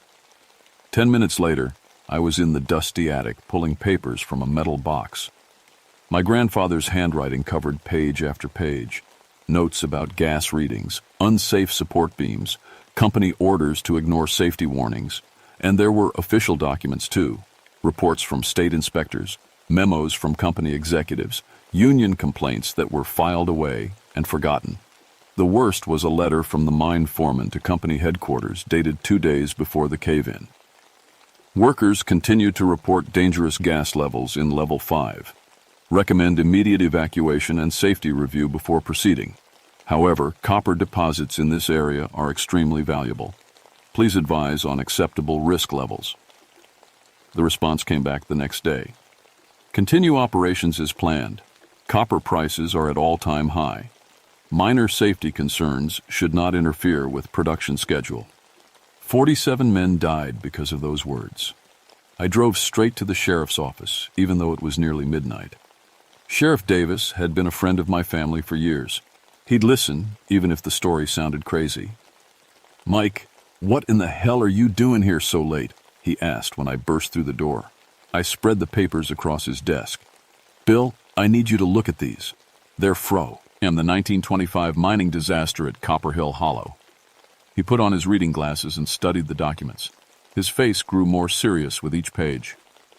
Jesus, Mike, where did you get these? My grandfather. He was there the day of the cave-in. He knew what was going to happen and tried to warn the other miners. Company fired him for it. These documents. They prove the company knew the mine was unsafe. Knew men would die and sent them down anyway. He looked up at me. This is murder, Mike. Mass murder. There's more, I said. New company's moving in tomorrow. They want to reopen the mines. Same owners, different name. They haven't learned anything. Sheriff Davis was already reaching for his phone. Not on my watch, they're not. The next morning, a convoy of sheriff's cars blocked the road to Copper Hill Hollow. State investigators arrived by noon, followed by reporters and lawyers. By evening, the story was on the news across 3 states. The mining company tried to deny everything at first, said the documents were fakes, that the 1925 accident was just bad luck. But the papers were too detailed, too official to dismiss. And when investigators started digging into the company's current safety record, they found the same pattern of ignored warnings and cost-cutting measures. Within a week, the company's mining permits were revoked. Within a month, the families of the 1925 victims had filed lawsuits based on the evidence my grandfather had saved. It took 2 years, but eventually, they won. The mining company paid millions in damages to the descendants of the dead miners. A year later, I stood at the entrance to the Copper Hill Hollow mine for the last time. Instead of surveying for tourist access, I was there for the dedication of a memorial. A granite marker now stood beside the mine entrance, listing the names of all 47 men who died in 1925.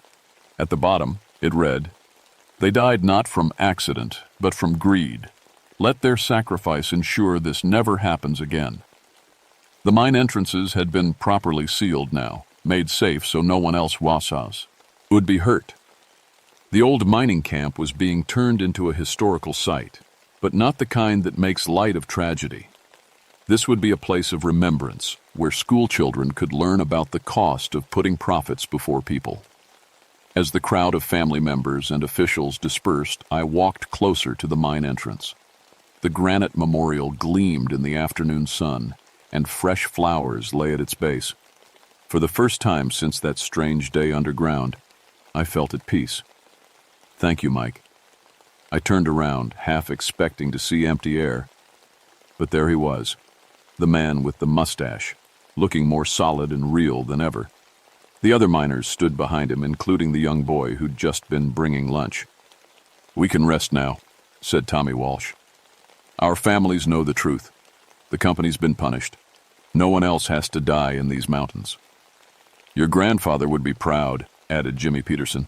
"He saved a lot of lives by taking those papers, and you saved even more by bringing them to light." The boy stepped forward and handed me something, a small piece of copper ore, bright green and beautiful. "For remembering us," he said. "Will I see you again?" I asked. The mustached man, I finally saw his name on the memorial. Samuel Morrison, age 34, shook his head. "Our work here is finished. Time to move on to whatever comes next." He tipped his cap to me. "Take care of these mountains, Ranger O'Brien. They're in good hands." One by one, they faded away like morning mist. Not frightening this time, but peaceful. Men finally going home after 70 years of waiting. I still work as a forest ranger, still check on abandoned mines and make sure they're safe. But I've never found another place like Copper Hill Hollow, where the dead refused to stay buried until justice was done. Sometimes late at night when I'm alone in the mountains, I think I howl, hear distant voices carried on the wind, miners calling to each other, tools ringing against stone, the squeak of ore carts on rusty rails. But they're not trapped anymore. They're not angry or desperate. They're just echoes now, reminders of men who worked hard and died too young, but whose sacrifice wasn't forgotten. The piece of copper ore sits on my desk at home, next to a picture of my grandfather in his mining clothes. Both remind me that some debts can only be paid with the truth, no matter how long it takes to tell it. And sometimes, when the mountain wind blows just right through my open window, I swear I can hear Samuel Morrison's voice, faint as a whisper. "Good work, Mike O'Brien. Good work."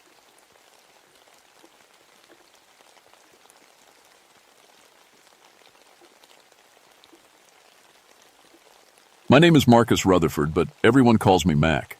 I've been a park ranger for 19 years now, working the Cherokee National Forest in Tennessee. My daddy was a ranger before me, and his daddy before him. We Rutherfords have been watching these mountains for 3 generations. I'm telling you this story because I need someone to know what really happened up on Copperhead Ridge in October of 1976. The official report says different, but the truth needs telling before I'm too old to remember it right. I was 43 then, still young enough to handle the rough country, but old enough to know better than to go looking for trouble. My specialty was backcountry work, tracking down poachers, illegal hunting camps, and the occasional moonshine operation that still dotted these hills, like my granddad's time. October in the mountains is something special. The leaves turn gold and red, and there's a bite in the air that lets you know winter's coming. That year, we had early frost warnings, and the deer were moving down from the high country earlier than usual. That's when I got the call about illegal hunting up near Copperhead Ridge. Some hikers reported hearing gunshots and seeing deer carcasses hanging from trees. It was a good 25 miles from the nearest town, deep in the hollow country where cell phones didn't work and my radio would be useless half the time. I should mention something about that area. My Uncle Tommy went missing up there in 1946. They found his body 3 days later at the bottom of a cliff, said he must have fallen in the dark. But Tommy knew those mountains better than anybody. He could walk them blindfolded. Still, accidents happen, and that's what we all believed. I loaded up my truck with enough supplies for 2 days. The plan was simple: hike in, find the hunting camp, document everything, and haul whoever was responsible back to Fay. See Charge. I'd done it dozens of times before. Should have been routine. The drive up the old logging road took 2 hours. Every mile took me deeper into country that hadn't changed much since the Cherokee walked these paths. The trees got thicker, the road got rougher, and civilization felt farther away with every turn. I parked at the end of the road, where a rusted gate blocked any further vehicle access. From here, it was all on foot. I strapped on my pack, checked my gear, and headed into the woods. The trail was old but well marked, winding through oak and pine that stretched up like cathedral pillars. For the first hour, everything felt normal. I heard the usual forest sounds: birds calling, squirrels chattering, leaves rustling in the breeze. The air smelled like pine needles and damp earth. My boots crunched on the frost-covered leaves, and my breath made little clouds in the cold air. But as I got deeper into the hollow, something started feeling wrong. At first, I couldn't put my finger on it. Maybe it was too quiet, or maybe the shadows seemed darker than they should. I told myself I was being foolish. I'd never believed in ghosts or mountain spirits like some of the old-timers. To me, the only dangerous things in these woods walked on two legs and carried guns. I found the first deer carcass hanging from a tree about 3 miles in. That's when I knew something was really off. The deer was a young buck, maybe 8 points, hanging by its hind legs from a thick oak branch. But it wasn't the sight that bothered me. I'd seen plenty of deer being dressed. It was how it was killed. No bullet holes. Instead, there were deep cuts made by something sharp but crude, like knapped stone or bone. The cuts were precise, but not made by any knife I'd ever seen. Whoever did this knew what they were doing, but they were using tools that belonged in a museum.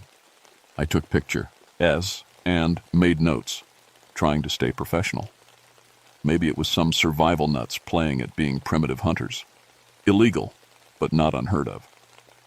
Still, something about the way the deer was positioned bothered me. It faced west toward the setting sun, and its front legs had been arranged in an almost prayer-like position. As I continued up the trail, I found 2 more carcasses, all killed the same way, all positioned facing west. The hunting camp was another half-mile ahead, tucked into a natural clearing surrounded by thick pines. What I found there made my skin crawl. The camp looked like it hadn't been used in decades, but the fire pit had warm ashes. 3 lean-to shelters made from pine branches and bark stood around the clearing. No modern equipment anywhere. No tents, no coolers, no hunting gear. Just primitive shelters and a collection of stone tools scattered around the fire. But it was the smell that really got to me. A thick, musky odor like wet animal fur mixed with something rotten. It stuck in my nose and made my stomach turn. I'd smelled plenty of dead animals in my time, but this was different, stronger, more personal. I was photographing the stone tools when I heard the first whistle. It came from the tree line to my left, a long, low sound that didn't match any bird I knew. I froze, listening. After a few seconds, another whistle answered from the right side of the clearing. Then another from behind me. My hand moved to the pistol on my belt. Whatever was out there, there were at least 3 of them, and they had me surrounded. I tried to look casual as I backed toward the center of the clearing, giving myself room to move in any direction. That's when I noticed my compass was spinning. The needle swung back and forth like it couldn't find north. My watch had stopped too, the hands frozen at 2:17, though I was sure it had been working fine an hour ago. The whistling stopped. The forest went completely silent. No birds, no insects, no wind in the trees. Even my own breathing seemed too loud. I stood there for what felt like hours, but was, probably only minutes, waiting for something to happen. Then I saw the footprints. They were in the soft earth around the fire pit, and I'd somehow missed them before. Bare feet, but wrong somehow. Too long, too narrow, with what looked like claw marks where the toes should be. The stride was human, but the feet weren't quite. I followed the tracks to the edge of the clearing, where they disappeared into the thick underbrush. My hands were shaking as I took pictures. 19 years as a ranger, and I'd never seen anything like it. That's when I decided to get help. This was beyond simple poaching. I needed backup, maybe a full investigation team. I turned to head back down the trail, and that's when I saw her. Granny Witcher sat on a fallen log about 50 yards down the trail, looking like she'd been waiting for me. She was one of the old mountain people, probably 80 years old, with long gray hair and a face like weathered leather. I'd known her since I was a kid. She lived in a one-room cabin about 5 miles down the mountain. "You best get yourself gone from here, Mac Rutherford," she called out before I got close enough to speak. "This ain't your kind of trouble." I walked over to her, trying to stay calm. "What kind of trouble would that be, Granny?" She stood up, moving with the careful grace of someone whose bones hurt, but whose spirit was still strong. "The Hollow people been stirred up. They don't like strangers in their territory, especially strangers with badges and guns." "Hollow people?" I tried to keep the skepticism out of my voice. She looked at me with those sharp old eyes. "Your Uncle Tommy, he asked the same question 30 years back. Found him at the bottom of Devil's Bluff 3 days later, remember?" My blood went cold. "Tommy fell. It was an accident." "Was it?" She started walking down the trail, moving faster than I would have thought. "Possible. You come with me, boy. We get you out of here before dark. Maybe you live to see tomorrow." I followed her, my mind racing. Granny Witcher had lived in these mountains her whole life. If she was scared, maybe I should be too. But I was a professional law enforcement officer. I couldn't just run away because of some local folklore. We'd gone maybe a mile when I smelled it again, that thick, musky stench. Granny stopped walking and tilted her head, listening. "Too late," she whispered. "They're already hunting." The last thing I saw before everything went wrong was a pale shape moving through the trees on the ridge above us, keeping pace with our walk, but staying just out of clear sight. I wanted to tell Granny she was imagining things, but the words died in my throat when I saw what was left of her cabin. We'd followed the trail down for another hour, and I'd been looking forward to getting to her place, maybe using her old phone to call for backup. But when we came around the bend, I saw splintered wood and broken glass scattered across the small clearing where her cabin used to stand. The walls had been torn apart from the inside, like something incredibly strong had just punched through them. Her belongings were scattered everywhere, pots and pans, books, quilts, but arranged in careful patterns around a cold fire pit in the center of what used to be her living room. Granny stood there staring at the destruction, tears running down her weathered cheeks. 70 years I lived in that cabin," she said quietly. "My mama built it with her own hands." "Who did this?" I asked, though I was afraid I already knew. "Warning," she said. "They're telling us to stay away, but it's too late for that now.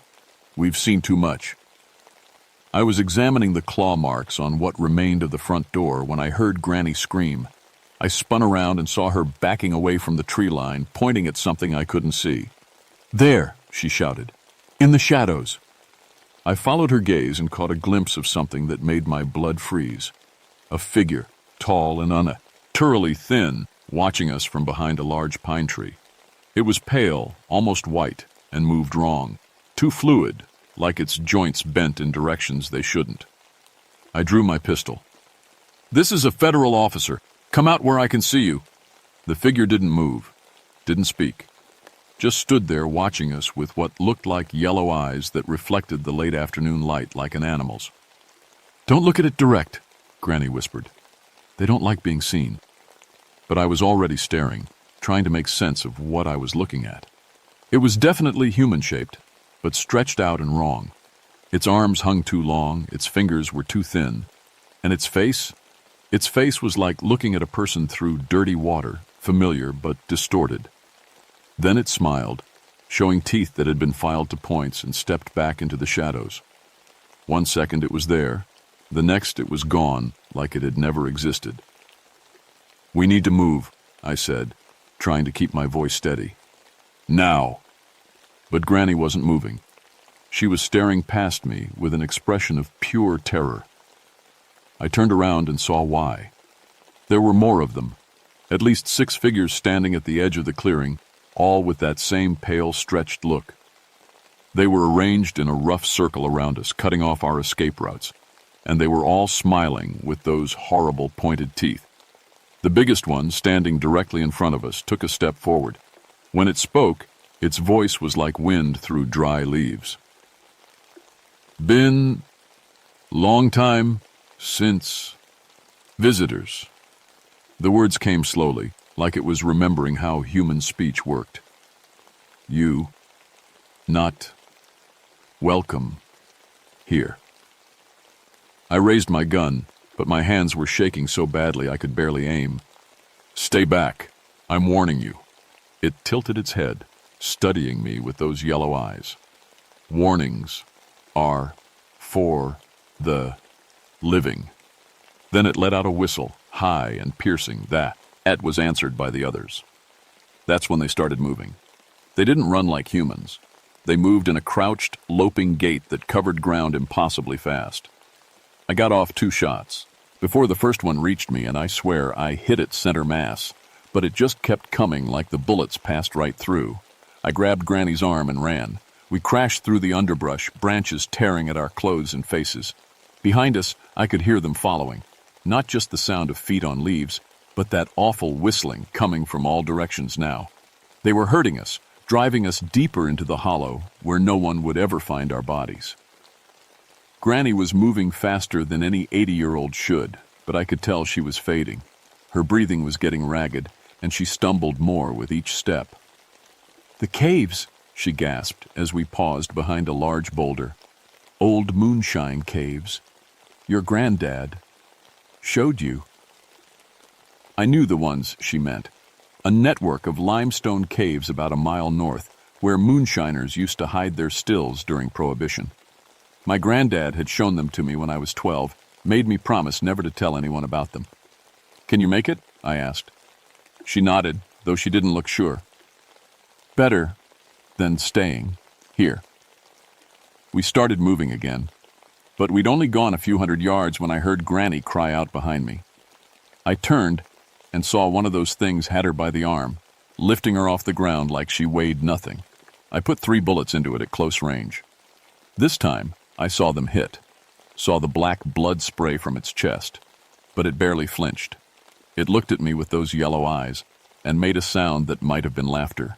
Then it twisted Granny's neck with a quick, casual motion, like snapping a twig. She went limp in its arms, and it let her fall to the ground. It arranged her body carefully, positioning her arms and legs in that same prayer-like pose I'd seen with the deer. Then it looked up at me and smiled. "Your turn next," it said in that horrible whisper voice. I ran harder than I'd ever run in my life, crashing through the forest with tears streaming down my face. Behind me, that awful whistling started up again, and I knew they were coming. The cave entrance was hidden behind a screen of mountain laurel, just like I remembered. I squeezed through the narrow opening and found myself in the main cavern, a space about the size of a small room with passages leading off in 3 directions. I had my flashlight, my remaining bullets, and maybe an hour before full dark. And somewhere in the tunnels behind me, I could hear them coming, the sound of bare feet on stone, getting closer with each passing minute. The caves were colder than I remembered, and my flashlight beam seemed weaker in the thick darkness. I chose the passage that led deepest into the mountain, hoping to lose them in the maze of tunnels that honeycombed the limestone. But as I moved deeper, I started finding things that made me wish I'd stayed in the main cavern, bones scattered along the tunnel floor. Not just animal bones. I saw what looked like a human rib cage wedged into a crack in the wall, and a skull that watched me pass with empty sockets. Some of the bones had been gnawed on, showing the same tooth marks I'd seen on the deer. The tunnel opened into a larger cavern, and my flashlight revealed something that made me stumble backward in horror. It was like an underground village. Crude shelters made from stacked stones and animal hides filled the space. Fire pits with cold ashes. And everywhere more bones arranged in careful patterns on the cave floor. Circles and spirals and shapes that hurt to look at. This wasn't just a hiding place. This was where they lived. I was backing toward the tunnel entrance when I heard the voice behind me. "Welcome home." I spun around and saw the big one from the clearing standing in the tunnel mouth, blocking my escape. Up close, in the light of my flashlight, it was even more horrible. Its skin was paper white and stretched tight over bones that were too long. Its hair was stringy and colorless, hanging down over a face that was almost human, but not quite. "You like our home?" it asked, spreading its arms to indicate the cavern. "We been here long time. Your people drove us deep, but we survived." "What are you?" I managed to ask. It tilted its head, considering. "We were like you once, long ago, but the mountain changed us, made us better, stronger. We don't need your world anymore." More of them appeared in the tunnel behind it. A whole family group, I realized. Adults and what might have been children, though it was hard to tell in the dim light. They all had that same stretched, pale look, and they all watched me with hungry yellow eyes. "Your uncle, he tasted good," the big one said, and several of them made that awful laughing sound. "Sweet meat, but you, older, tougher, still good for the pot." That's when I understood what had really happened to Uncle Tommy, and what was going to happen to me if I didn't find a way out of this cave. I started backing deeper into the cavern, looking for another exit. The things followed me slowly, in no hurry. They knew these caves better than I did. There was nowhere to run. "Don't be afraid," the big one said. "Death is quick. Eating takes longer." I was almost to the back wall of the cavern when my flashlight beam caught something that gave me hope. Another passage, narrow and low, hidden behind one of their stone shelters. If I could reach it. I waited until they were close, then threw my flashlight as hard as I could at the big one's face. In the moment of darkness and confusion that followed, I dove for the hidden passage. I heard them roar behind me. Not human sounds, but animal cries of rage and frustration. Claws scraped on stone as they tried to follow, but the passage was too narrow for their stretched bodies. I crawled through darkness, feeling my way by touch, praying the tunnel would lead somewhere other than a dead end. Behind me, I could hear them digging, trying to widen the passage with their bare hands and those horrible claws. After what felt like hours, but was probably only minutes, I saw light ahead. Real light, not the yellow glow of their eyes. I crawled faster, my knees and elbows bloody from scraping against the rough stone.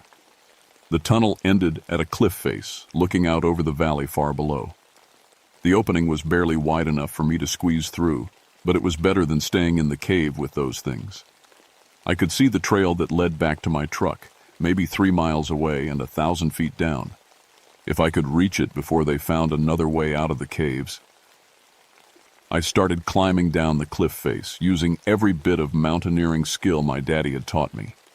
The rock was slick with frost, and my hands were numb with cold, but I kept moving. Behind me, I could hear them whistling to each other, coordinating their hunt. I was halfway down when I saw them emerging from caves all along the cliff face. Dozens of them, maybe more, pouring out of openings I hadn't even known existed. They moved along the vertical rock like spiders, defying gravity with their clawed hands and feet. But they were still following the ancient rules of their kind. They hunted at night, when the shadows were deep and humans couldn't see them clearly. As long as I could reach the bottom before full dark, I might have a chance. I slipped the last 20 feet, sliding down a steep section of loose shale, and landed hard on the trail. My ankle screamed with pain, but it held my weight. I started running again, ignoring the agony in my leg, racing against the setting sun. Behind me, that horrible whistling filled the air, and I knew they were coming. down the cliff like a pale, hungry tide. I made it to my truck just as the last light faded from the sky. My hands shook so badly I could barely get the key in the ignition. But the engine turned over on the first try. I'd never been so grateful to hear that familiar rumble. As I drove down the mountain, I kept checking my mirrors, expecting to see pale figures running after me on the road. But they were creatures of the deep woods, I realized. They wouldn't follow me back to civilization. Not yet, anyway. I didn't stop driving until I reached the ranger station, 40 miles away. My supervisor took one look at me, covered in blood and cave dirt, talking about hollow people and underground villages, and called for an ambulance and a psychiatric evaluation. The official report listed Granny Witcher's death as accidental. They said she must have fallen and hit her head on a rock. The destroyed cabin was blamed on bears looking for food before winter. My account of the encounter was noted as stress-related hallucinations following traumatic discovery of civilian fatality. 3 days later, I went back with a full team. We found the hunting camp, but all the primitive tools were gone. The caves showed no sign of recent habitation, just empty stone chambers that echoed with our voices. Even the bones I'd seen were gone, leaving only faint stains on the cave floor that could have been anything. But I found Uncle Tommy's journal in the ruins of Granny Witcher's cabin. It had been hidden under a loose floorboard, wrapped in oilcloth to keep it dry. The last entry was dated 3 days before his death in 1946. "They're not human anymore," he wrote. "Don't know if they ever were. Been living in the deep places so long they forgot how to be people, but they remember us, remember how we taste." The area around Copperhead Ridge was quietly designated a geological hazard zone and closed to the public. Official reason: unstable rock formations and dangerous cave systems. The real reason went into a file that only 3 people in the Forest Service ever saw. I request to transfer to a valley station, claiming my leg injury made mountain work too difficult. For the next 15 years, I worked easy trails and visitor centers, helping tourists find restrooms and warning them about poison ivy. But I kept in touch with the old mountain families. Quietly, carefully, I let them know that some of the old stories were true, that there were things in the deep hollows that were best left alone. Most of them already knew, had known for generations. They just nodded and promised to keep their children away from Copperhead Ridge. I retired in 1991, but I still live in the mountains, still keep watch, in my way, because I know they're still up there, in the limestone caves and hidden valleys where the sun never shines. Still hunting, still hungry. Last month, a group of college kids went missing while camping near Copperhead Ridge. The official search found their abandoned tents and some scattered equipment, but no bodies. The case was closed as a probable bear attack, with the victims presumed dead. But I know better. I know what really found them in the darkness between the trees. And I know that somewhere in the deep places under the mountain, there are new bones being arranged in careful patterns around cold fire pits. The hollow people are patient. They've learned to be selective, to take only a few victims each year so no one notices a pattern. But they're still there, still watching the trails and waiting for travelers who wander too far from the light.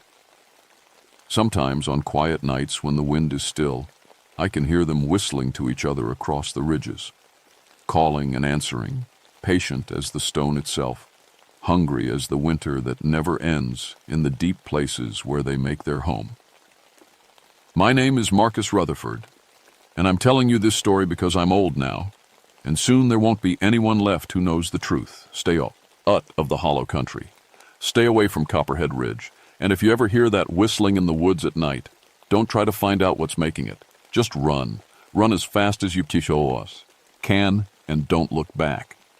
Because some things in these mountains are older than memory, hungrier than winter, and they're still hunting for fresh meat to add to their underground feast. The hollow people are real, and they're still waiting in the dark.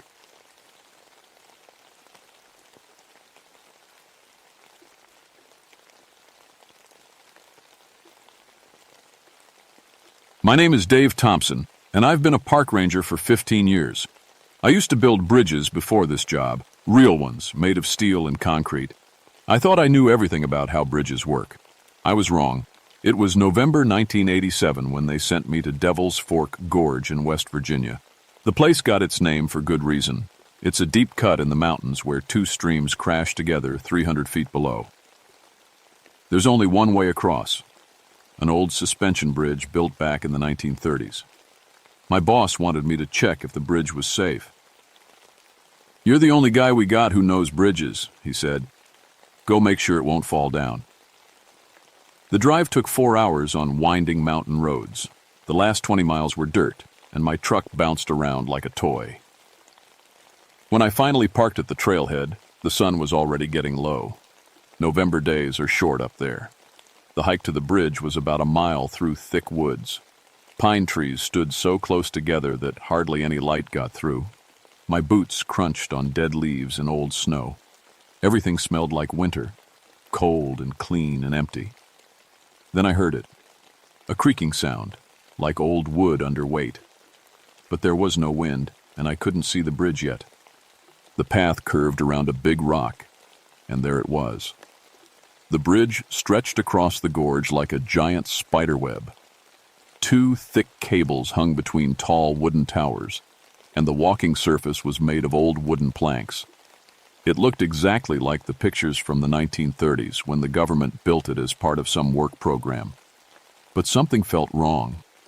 The bridge was swaying just a little, even though the air was still. And it looked... I don't know how to say this. It looked longer than it should have been. I'd read the plans. The bridge was supposed to be 200 feet across, but standing there, it seemed to stretch on forever. I checked. My watch, 4:30. I had maybe an hour of good light left. Time to get to work. I walked to the start of the bridge and pulled out my clipboard. The wooden towers looked solid. The cables were old but not rusty. Someone had been taking good care of this place. Maybe too good. The wood looked like it had been painted recently, but according to my paperwork, no maintenance crew had been out here in 5 years.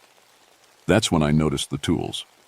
A wooden toolbox sat next to the left tower, like someone had just been working. Inside were old-fashioned tools, hammers with wooden handles, hand saws, rope made of actual rope instead of the synthetic stuff we use now. Everything looked brand new, but from the wrong time period. I picked up one of the hammers. It felt warm, like someone had just been holding it. "Hello?" I called out.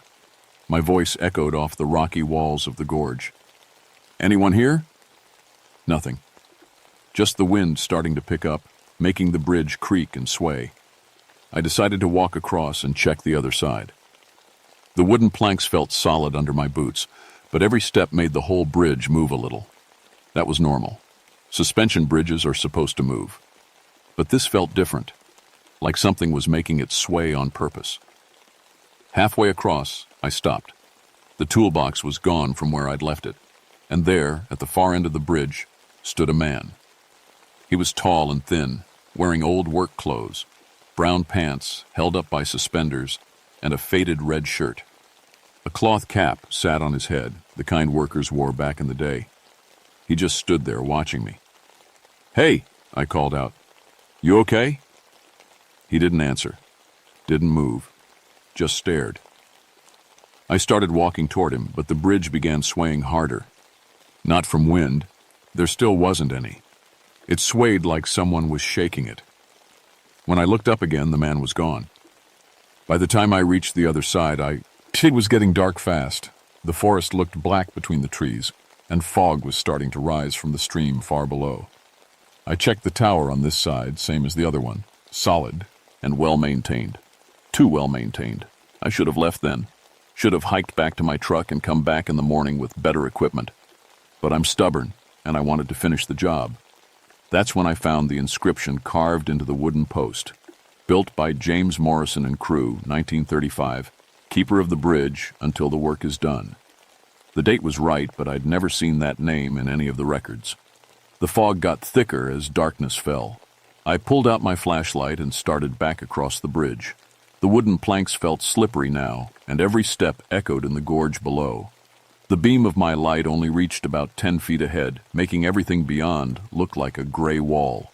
Halfway back, my light started to flicker. I smacked it against my palm, the old ranger trick. It came back on, but dimmer than before. Fresh batteries, too. I'd put them in that morning. That's when I heard the footsteps. Heavy boots on wooden planks, but not mine. Someone else was on the bridge. The steps came from behind me, steady and even, like someone who'd walked this bridge 1,000 times. I spun around. My light cut through the fog, showing empty planks stretching back to the tower. Nothing there. But the footsteps kept coming. Closer now. "Who's there?" I called out. My voice sounded small and scared. The footsteps stopped. I waited, listening so hard my ears hurt. Just my own breathing and the creak of old wood. Then, from right beside me, a man's voice. "You got business on my bridge?" I jumped so hard I almost dropped my flashlight. There was nobody there. Nobody I could see, anyway. "Where are you?" I said, trying to keep my voice steady. "Right here." The voice came from everywhere and nowhere. Been here since 1935, been waiting for someone who knows bridges. My heart was beating so fast I thought it might explode. I'm an engineer. I don't believe in ghosts. There had to be an explanation. Maybe someone was playing a trick. Maybe the fog was making sounds carry weird. "Look," I said to the empty air. "I'm just here to check the bridge, make sure it's safe." "Safe?" The voice laughed, but it wasn't a happy sound. "This bridge is the safest thing in these mountains. Been keeping folks safe for 50 years. Question is, are you safe enough to be on it?" My flashlight flickered again, then went out completely. Total darkness, except for a tiny bit of gray sky above the fog. I was stuck in the middle of a suspension bridge 300 feet above a rocky creek, talking to someone I couldn't see. I tried to remember my training. Stay calm. Think logical. Find the real explanation. "My name's Dave Thompson," I said. "I'm a park ranger. I used to build bridges before this job. I know what I'm doing." "Do you now?" The voice was closer, like someone standing right next to me. "Tell me, bridge builder, how many men died making this crossing?" I didn't know what he meant. "Nobody died building this bridge. I read all the reports."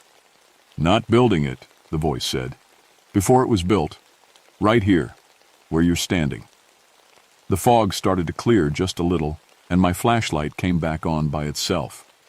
In the dim light, I could see shapes in the air around me, like people, but see-through. Men in old-fashioned clothes, women in long dresses, children holding their parents' hands. They all looked sad and scared.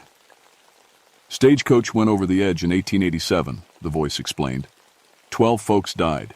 That's why they built the bridge here, so nobody else would have to ford the creek, so nobody else would die." The ghost people started to fade away, but I could still feel them watching. "And you are?" I asked. "James Morrison. I built this bridge. Died doing it too. Fell from the tower on the last day. But the work wasn't finished. And still isn't. I should have run. Should have gotten off that bridge as fast as I could and never looked back. But I'm an engineer, and he'd said something that got my attention." "What do? You mean the work isn't finished? The bridge has been done for 50 years. "A bridge isn't just wood and steel," James Morrison said. "It's a promise to keep folks safe, and promises need keeping." The fog closed in again, thicker than before. I could barely see my own hands, but I could feel something. A presence, cold and patient, circling around me like a wolf. "Every person who crosses this bridge pays a toll," the voice said. "Some pay with money, some pay with respect, some pay with their skills. What are you willing to pay, bridge builder?" I heard footsteps again, but this time they were going away from me, heading toward the far end of the bridge. I followed the sound, my light showing just enough to keep me from stepping off the edge. When I reached the tower, I found something that made my blood turn cold. The toolbox was back, sitting exactly where I'd first seen it. But now it was open, and all the tools were laid out neat and organized, like someone had been getting ready to work. Next to the box was a piece of paper covered in old-fashioned writing. I picked it up and held it in my flashlight beam. It was a work order, dated November 15th, 1987, today. But it was written in the style of the 1930s, like an official government form from the Depression era. Work required. complete inspection and repair of Devil's Fork Bridge. Worker assigned, David Thompson, engineer. Supervisor, James Morrison, bridgekeeper. Work to begin at sunset. No worker leaves until job is done proper. At the bottom, in different handwriting, welcome to the crew, Dave. Time to earn your crossing. I crumpled up the paper and threw it into the gorge. This is crazy, I said out loud. I'm talking to myself in the fog. That's all this is. But even as I said it, I knew it wasn't true. The tools in the box were real. The work order had been written in my name. And so, me, where in the darkness around me, James Morrison was waiting. I decided to get off the bridge and hike back to my truck. I'd come back in the morning with backup and proper equipment, maybe a camera to document whatever trick was being played on me. But when I started walking toward the path, I couldn't find it. My light showed the wooden tower, same as before. But where the hiking trail should have been, there was just more bridge stretching into the fog. Both directions looked the same now, wooden planks disappearing into gray nothing. I was trapped in the middle of a bridge that had somehow become endless. Looking for the exit? James Morrison's voice came from behind me. Won't find one till the work's done. That's the rule. I spun around. This time I could see him, tall and thin, just like before, but clearer now. His work clothes looked old but clean, and his face had the serious expression of a man who took pride in his job. He was solid enough that I could see him clearly, but I could also see through him to the fog beyond. Let me off this bridge, I said. Can't do that. You accepted the job when you stepped onto my bridge with tools in your hands. He pointed at my clipboard and measuring tape. Every man who works here finishes his work. I'm not one of your workers. This isn't the 1930s. James Morrison smiled, but it wasn't friendly. Time works different here. Always has. This bridge exists in all the times it's needed. Past, present, future. Right now, it needs work, and you're the man to do it. The fog around us started to change. I could hear sounds, hammering, sawing, men calling to each other, voices from long ago still doing their jobs. My crew's been waiting 50 years for a real bridge man to help finish what we started, Morrison said. Most folks who cross here aren't qualified. They just pay their toll and move on. But you, no bridges. You can see what needs doing. Against my better judgment, I found myself curious. What needs doing? Morrison walked over to one of the support cables. Up close, I could see that some of the wire strands were frayed. Not dangerous yet, but they would be in a few years. This bridge carries more weight than it was designed for, he said. Back in '35, we figured maybe a few hikers a week. Now there's dozens every day. Heavy packs, big groups. The cables are stressed. He was right. I could see it with my engineering eye. The bridge was still safe, but it wouldn't stay that way forever. The wooden planks are wearing thin in spots, Morrison continued. Tower foundations need reinforcement. Someone who knows bridges could fix all that. Someone who cares about keeping folks safe. I looked at the tools in the box. They were exactly what I'd need for the repairs he was talking about. Old-fashioned tools, but good ones. Tools that had been waiting 50 years for the right person to use them. If I help you, I said, will you let me leave? Morrison's expression grew sad. Dave, you don't understand yet. Nobody leaves this bridge unchanged. The question is whether you leave as a man who abandoned his responsibility or a man who did what needed doing. The fog was getting thicker again, and I could feel the temperature dropping. My breath came out in little clouds, even though it had been mild when I'd hiked in. I have a life outside this bridge, I said. A job. People expecting me back. And they'll see you again when the work's done. Might be tomorrow, might be next week. Depends on how fast you work and how well you do it. Morrison gestured toward the tools. But if you try to leave without finishing, you'll be stuck here forever. Just like the others who tried to cheat their way across. Others? He pointed into the fog. Shapes moved in the gray. People walking back and forth, over and over, like they were stuck in a loop. Folks who thought they were too important to pay the toll. Been walking my bridge for years now, trying to find, The exit. Never will. I watched the ghost walkers pace back and forth in the fog. Some wore modern clothes, hikers and backpackers who'd come through recently. Others looked older. All of them had the same lost, frustrated expression. Don't end up like them, Dave. You're a good man with useful skills. Help me finish what we started, and go home with pride in your work. I looked at the tools, then at the bridge cables that really did need attention. My engineering brain was already working out how to do the repairs properly. How long will it take? I asked. Morrison smiled, and this time it was warm and genuine. That depends on you. But I promise you this, when you're done, you'll know more about building bridges than any man alive. I picked up one of the hammers. It felt solid and familiar in my hand, like a tool I'd used 1,000 times before. All right, James Morrison, I said. Show me what needs fixing. Working on that bridge in the fog was like nothing I'd ever experienced. Morrison showed me problems I never would have noticed. Tiny cracks in the wooden towers, wear patterns in the cable anchors, spots where water had been slowly weakening the structure for decades. But here's the thing that scared me. I was good at it. Better than good. With those old tools in my hands, I could feel exactly what the bridge needed. It was like the tools themselves knew how to do the work. You're getting it, Morrison said as I replaced a section of cable. Bridge work isn't just about following blueprints. You got to feel what the structure wants. Hours passed, or maybe days. I couldn't tell in the fog. I lost track of time, lost track of everything except the work. Fix this cable, replace that plank, strengthen this joint. Each repair made the bridge feel more solid, more alive. Morrison worked beside me, showing me tricks I'd never learned in engineering school. How to tie knots that would hold for a century. How to read the stress in a cable just by touching it. How to cut wood so it would fit perfect every time. Where did you learn all this? Asked during a break. Same place you're learning it now, he said. The bridge teaches you if you listen close enough. That's when I realized what was happening. The bridge wasn't just a structure. It was alive somehow, connected to everyone who'd ever worked on it. All their knowledge, all their skills, flowing through the wood and steel and into whoever was willing to learn. This is how you really died, isn't it? I said. You didn't fall. You became part of the bridge. Morrison nodded slowly.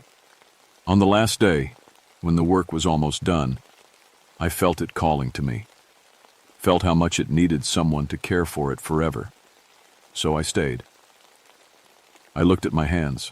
They were cut and dirty from the work, but they didn't hurt. And I noticed something else. When I touched the bridge, I could feel things. The weight of people walking across, the stress of wind and weather, the slow, patient strength that had kept this crossing safe for 50 years. You want me to stay too? I said. Want's got nothing to do with it, Morrison replied. Question is, what kind of man are you? The kind who does a job halfway and moves on, or the kind who sees something through to the end? The fog was starting to clear a little, and I could see we'd made real progress. The bridge looked stronger, newer, like it could last another 50 years easy. But there was still work to do. How much more? I asked. Morrison pointed to the far tower. Foundation work. Hardest part. That's where most folks give up. We walked to the end of the bridge, and he showed me what he meant. The base of the tower was sinking just a little into the rocky ground. Not much, maybe an inch, but enough to stress the whole structure. We got to shore it up from underneath, Morrison said. Means going down into the gorge. I looked over the edge, 300 feet straight down to rocks and rushing water. No way to climb down. And even if there was, no way to carry tools and materials. There's another way, Morrison said quietly. But you won't like it. He led me to a section of the bridge I hadn't noticed before. A trap door in the planks with a rope and pulley system attached to the tower. Built this for maintenance access, he explained. You lower yourself down, work from underneath, come back up when you're done. I stared at the thin rope. It looked strong enough, but the idea of hanging 300 feet above rocks while trying to shore up a bridge foundation was terrifying. This is crazy, I said. I could die. You could, Morrison agreed. But if you don't do it, the bridge dies. And everyone who crosses it afterward might die too. That's the choice, Dave. Risk yourself to save others, or play it safe and let the bridge fail when the next big storm hits. I thought about all the hikers who cross this bridge every year. Families, kids, people just trying to enjoy the mountains. If the bridge failed while someone was on it, I'll need better light, I said, and safety equipment. Morrison smiled. Already thought of that.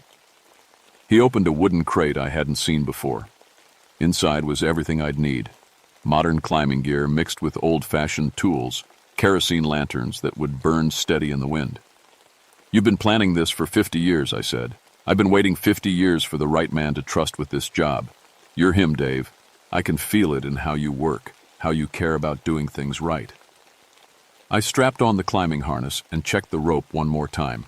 It felt solid, like everything else Morrison had shown me. If I don't make it back up, I said, tell my boss I died doing my job. Morrison clapped me on the shoulder. You'll make it, but you won't be the same man who goes down. The work under the bridge was the hardest hing I've ever done. Hanging in space with nothing but rope between me and the rocks, trying to shore up a foundation while wind from the gorge tried to spin me like a top. But Morrison talked me through it, his voice calm and steady in my ear. Little more to the left, Dave. That's it. Now drive that stake deep. The strange thing was, I wasn't scared. Tired, yes. Focused, absolutely. But not scared. It felt right, like this was exactly what I was supposed to be doing. When I finally pulled myself back onto the bridge, the sun was rising. The fog had cleared completely, and I could see the beautiful morning spreading across the mountains. The bridge felt solid under my feet, not just repaired, but stronger than it had ever been. Morrison stood at the center of the span, but he looked different now, fainter, like he was fading away. Work's done, he said, and his voice had a satisfied, peaceful sound. Bridge will stand for another century now. Easy. You're leaving, I said. He nodded. Been waiting 50 years to finish this job proper. Now I can rest. What about me? Do I stay here too? Morrison smiled. That's up to you, Dave. You could stay, become the new keeper, or you can go back to your life, but with something extra. I could feel what he meant. The bridge had taught me things, not just about construction and engineering, but about responsibility, about caring for something bigger than yourself. I'd always be connected to this place now. I'll go back, I said. But I'll come back too. Regular maintenance checks, make sure everything stays good. Knew you'd make the right choice, Morrison said. He was almost invisible now, just an outline in the morning light. Take care of her, Dave. She's a good bridge. Then he was gone, and I was alone on the span. I packed up the tools, the ones that were still there anyway. Some had faded away with Morrison, but the work we'd done was real. The bridge was solid, safe, ready for whatever came next. The hike back to my truck took no time at all. I knew the way perfectly now, like I'd walked it 100 times. But when I got to my truck, I had a surprise waiting. My boss was there with a search team. Dave, thank God you're okay. You've been missing for 3 days. 3 days? It felt like one night to me. But when I looked at my hands, they showed 3 days of hard work. And when I looked back at the bridge, I could see what Morrison and I had accomplished. I wrote up my report that evening back in town. Bridge is in excellent condition, I wrote. Recent maintenance work appears to have been completed to very high standards. Recommend regular inspections, but no immediate repairs needed. I didn't mention Morrison or the ghost crew or the night I spent working in the fog. Who would believe it?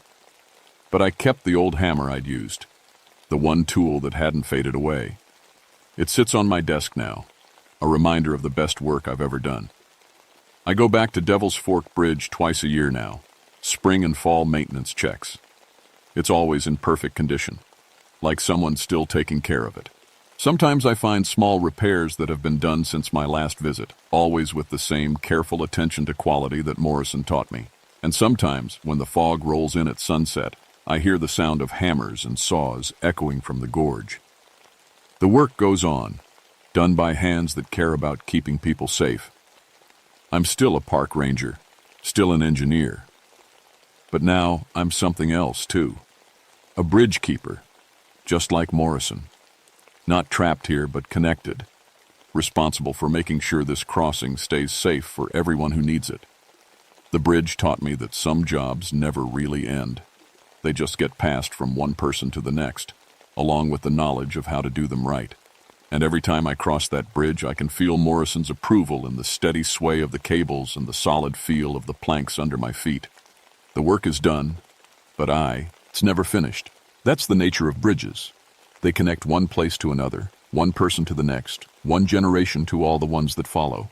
I keep the old hammer on my desk as a reminder. Good work lasts forever, but only if someone cares enough to keep it going.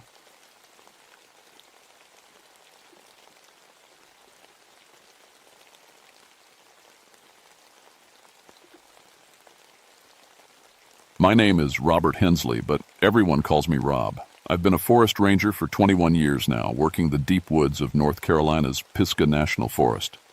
At 48, I've seen just about everything these mountains can throw at you. Bears, wildcats, lost hikers, illegal hunters, you name it. But I never believed in ghost stories or forest spirits. That was just nonsense people made up to scare kids around campfires. I should tell you, I'm not the kind of guy who gets spooked easy. Did 2 tours in Vietnam as a combat engineer. Learned to spot booby traps and track enemies through jungle so thick you couldn't see 5 feet ahead. When I came home, the forest felt like peace compared to that hell. Trees don't shoot at you, and the only explosions are from dead branches falling. In June 1985, my boss sent me up to Grandfather Mountain for a solo timber survey. Someone was reporting illegal tree cutting in the backcountry, and they wanted me to check it out. I packed my gear, compass, maps, radio, camping supplies, and headed deep into the wilderness where most tourists never go. The Cherokee who lived here first had stories about this area. They called it the place where tree killers lived, spirits that would punish anyone who hurt the forest. Old-timers in town still whispered about it sometimes. I figured it was just their way of keeping people from overlogging the good timber. That first morning, hiking up the steep trails, everything seemed normal. Birds singing, squirrels chattering, the usual forest sounds. The air was thick and humid, typical for summer in the mountains. My boots crunched on fallen leaves and pine needles. Sunlight filtered down through the canopy in golden patches. I was looking for signs of illegal cutting, fresh stumps, saw marks, tire tracks from logging trucks. Instead, I found something else entirely.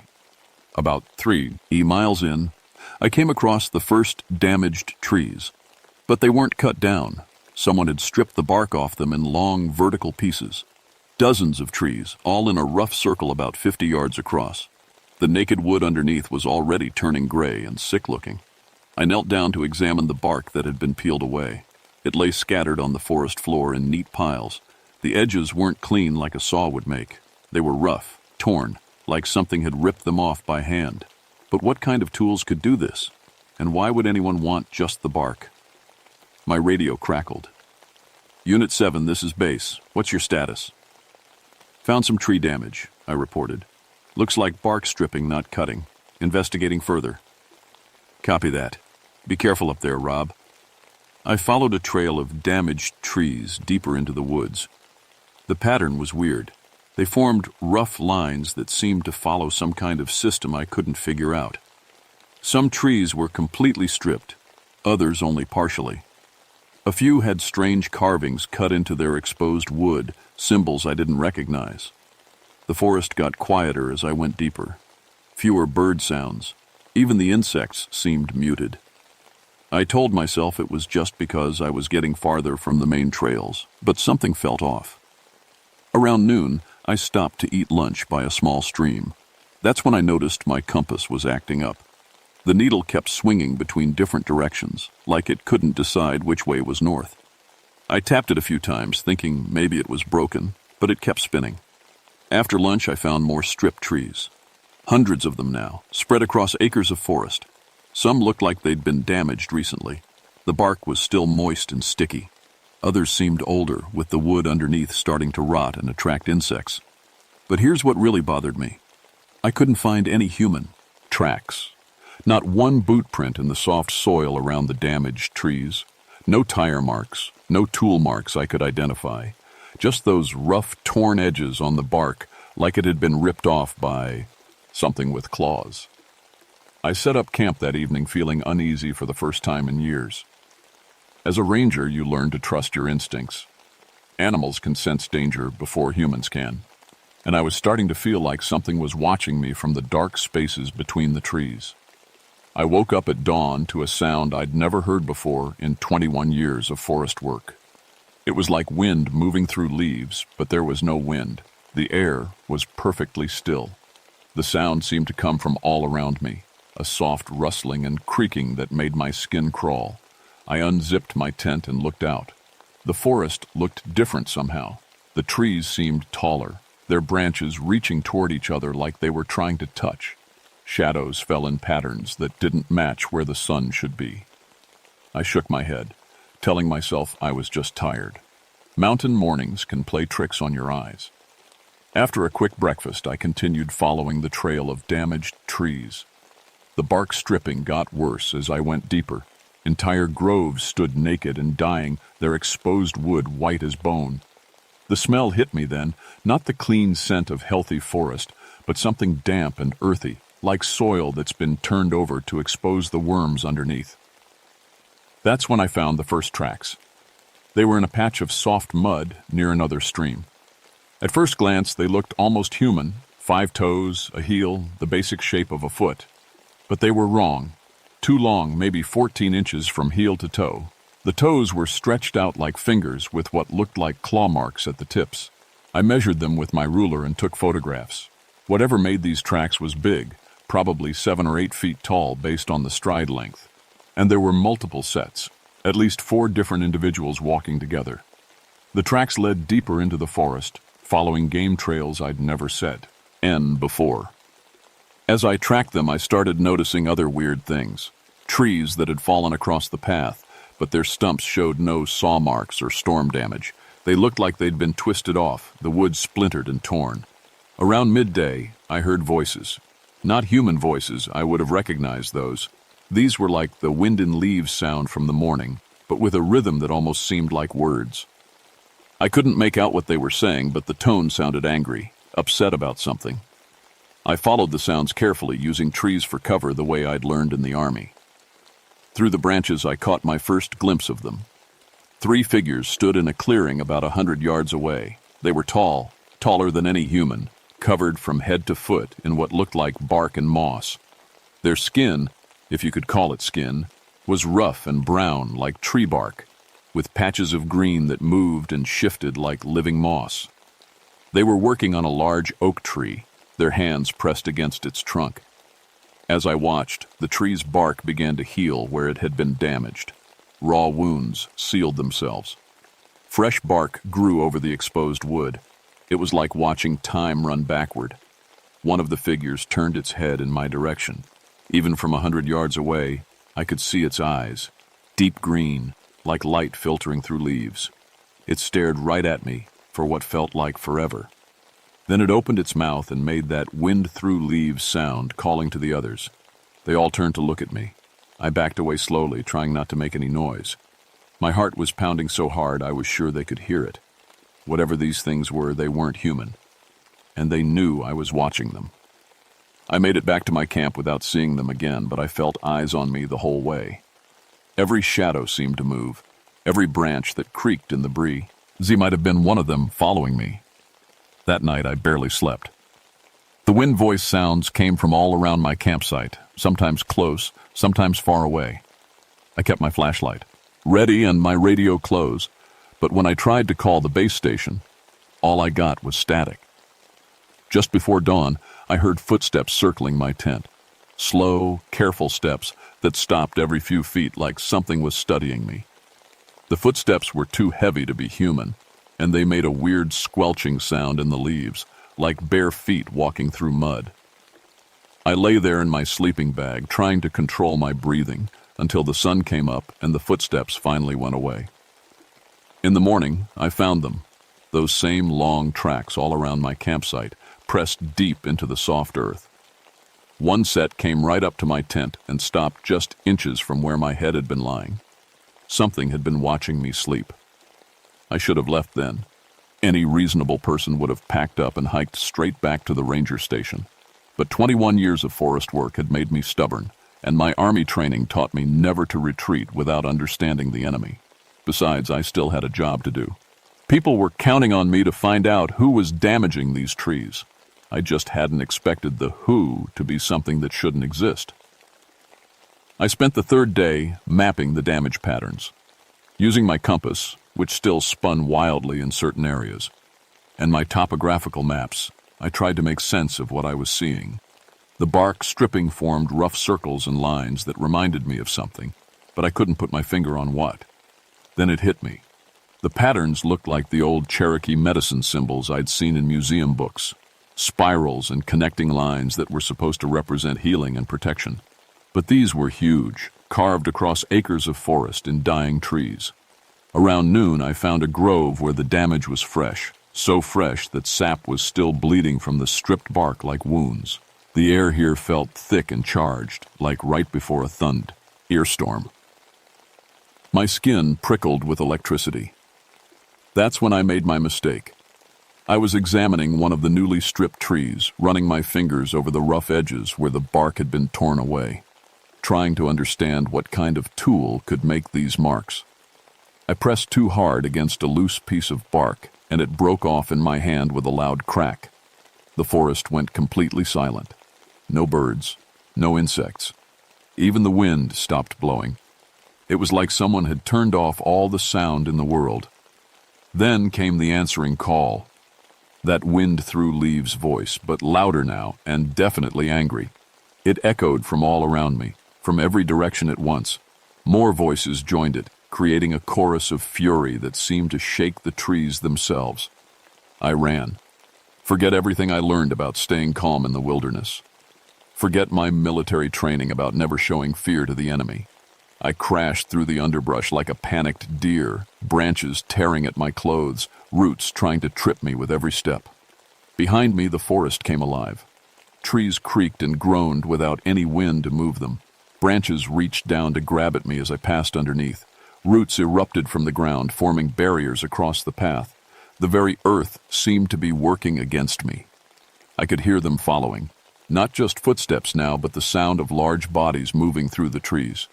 Sometimes I caught glimpses of them keeping pace with me through the woods, their bark-covered forms blending perfectly with the forest until they moved. They were hurting me. Every time I tried to turn toward what I thought was the way back to my camp, fallen trees blocked the path or thick brambles grew across the trail. They forced me deeper into the woods, toward areas I'd never seen before. I stumbled into a clearing and stopped, gasping for breath. 5 of them stood waiting for me, up, close. They were even more impossible than they'd seemed from a distance. Each one was over 8 feet tall, their bodies covered in living bark that shifted and changed as I watched. Moss grew in their hair like a green crown. Their fingers ended in thick, woody claws, perfect for stripping bark. But their eyes were the worst part. Not the solid green I'd seen from far away, but deep and knowing, like they could see right through me to every mistake I'd ever made. The largest one stepped forward and spoke in that wind voice, but this time I could almost understand it. The words formed in my mind more than my ears. Tree killer, you damage the sacred groves.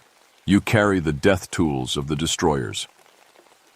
I wanted to explain that I was trying to protect the forest, that I was investigating the damage, not causing it. But when I opened my mouth, only a scared croak came out. The creature continued. For generations, your kind has cut and burned and poisoned. The forest grows sick. The trees cry out in pain. We are their immune system. We are their revenge. It gestured with one clawed hand at the damaged trees around us. But now I could see something I'd missed before. The trees weren't dying, they were changing. New growth was already sprouting from the stripped areas, but it was different, harder, darker, like the forest was growing armor.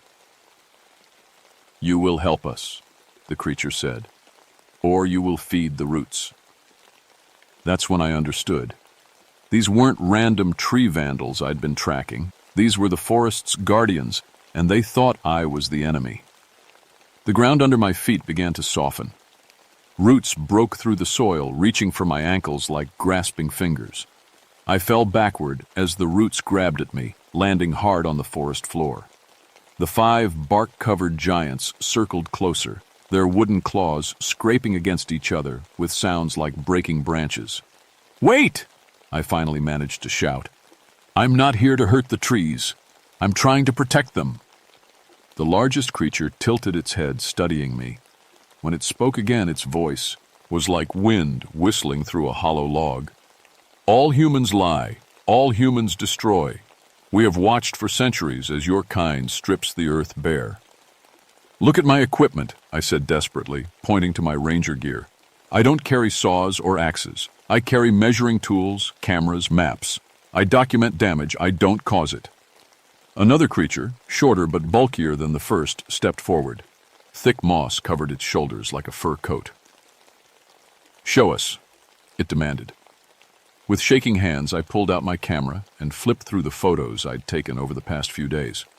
Pictures of stripped bark, damaged trees, the strange footprints. "I'm investigating who's been hurting the forest," I explained. "Someone called in reports of illegal cutting." The creatures passed my camera between them, their wooden fingers surprisingly gentle with the delicate equipment. They seemed to understand what the photos showed, pointing at details and making those wind-voice sounds to each other. The largest one handed the camera back. "You track the true destroyers?" "Yes," I said, getting to my feet carefully. The roots had retreated back into the soil. "That's my job.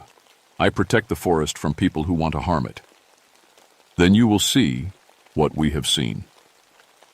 The creature pressed its palm against a large pine tree. The bark began to glow with a soft green light that spread up the trunk and into the branches. The light jumped from tree to tree throughout the grove, connecting them in a web of living energy. Suddenly, I could see through the trees' memories. Images flashed through my mind. Decades of forest history compressed into moments. I saw men with chainsaws cutting down ancient oaks, bulldozers pushing over entire groves to make room for parking lots, chemicals sprayed from trucks, leaving brown patches of dead vegetation in their wake. But I also saw the bark peeler's response. They would find the men responsible and strip them of their protective clothing, leaving them naked and lost in the deep woods. Not killing them. That would be too quick. Instead, they would mark them with symbols carved into their skin, warnings that would keep them away from the forest forever. The visions shifted to recent events. A group of poachers had been working the area, taking more than just trees. They were stripping valuable bark from rare medicinal plants, selling it to buyers in the city who didn't care where it came from. The bark peelers had been trying to heal the damage, but faster than they could fix it, the poachers kept coming back. "The destroyers have a camp," the creature explained. 3 miles north, hidden in the old logging road. They return each night to count their stolen goods. I understood now. The bark peelers weren't the criminals. They were trying to stop the real criminals. And I'd been tracking the wrong suspects. "Let me help," I said. "I have a radio backup coming. If we can catch these poachers with evidence—" "Your human laws are weak," another creature interrupted. "The destroyers pay money and return to their work. Only fear keeps them away permanently." That night they showed me their plan. We surrounded the poachers' hidden camp just as the 3 men returned from another day of stripping valuable bark from rare trees. Their truck was loaded with huge bundles of inner bark from wild cherry, oak, and birch, worth thousands of dollars to the right buyers. The bark peelers didn't attack right away. First, they let the forest itself do the work. Trees began to close in on the camp.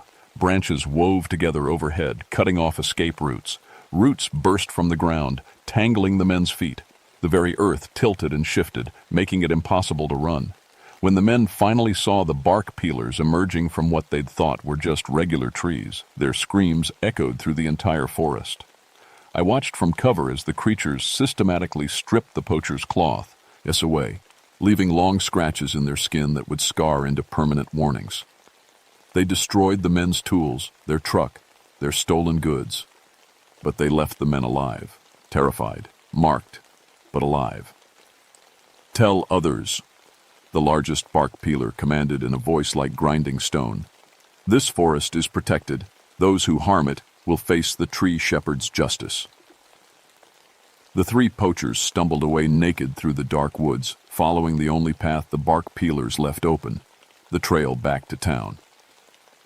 I made my report the next morning, but not the one my supervisors expected. "Found the illegal operation," I radioed back to base. "3 poachers working the medicinal bark trade. They've abandoned the area. Looks like they got spooked by something and left all their equipment behind." It was technically true. I led a recovery team to the abandoned camp, and we confiscated thousands of dollars worth of stolen bark and damaged cutting tools. The case was officially closed as suspects fled jurisdiction. The 3 poachers were found the next day, stumbling down Main Street in town wearing nothing but scratch marks and terrified expressions. They claimed they'd been attacked by tree demons and immediately left the county. Word spread fast among the illegal logging community. Grandfather Mountain was off limits. But my real report went to a different audience. That night, I returned to the sacred grove where the bark peelers waited. The largest one, who I'd started thinking of as the elder, listened as I described the official response. "The lawkeepers will not return?" it asked. "Not unless there are new complaints," I assured it.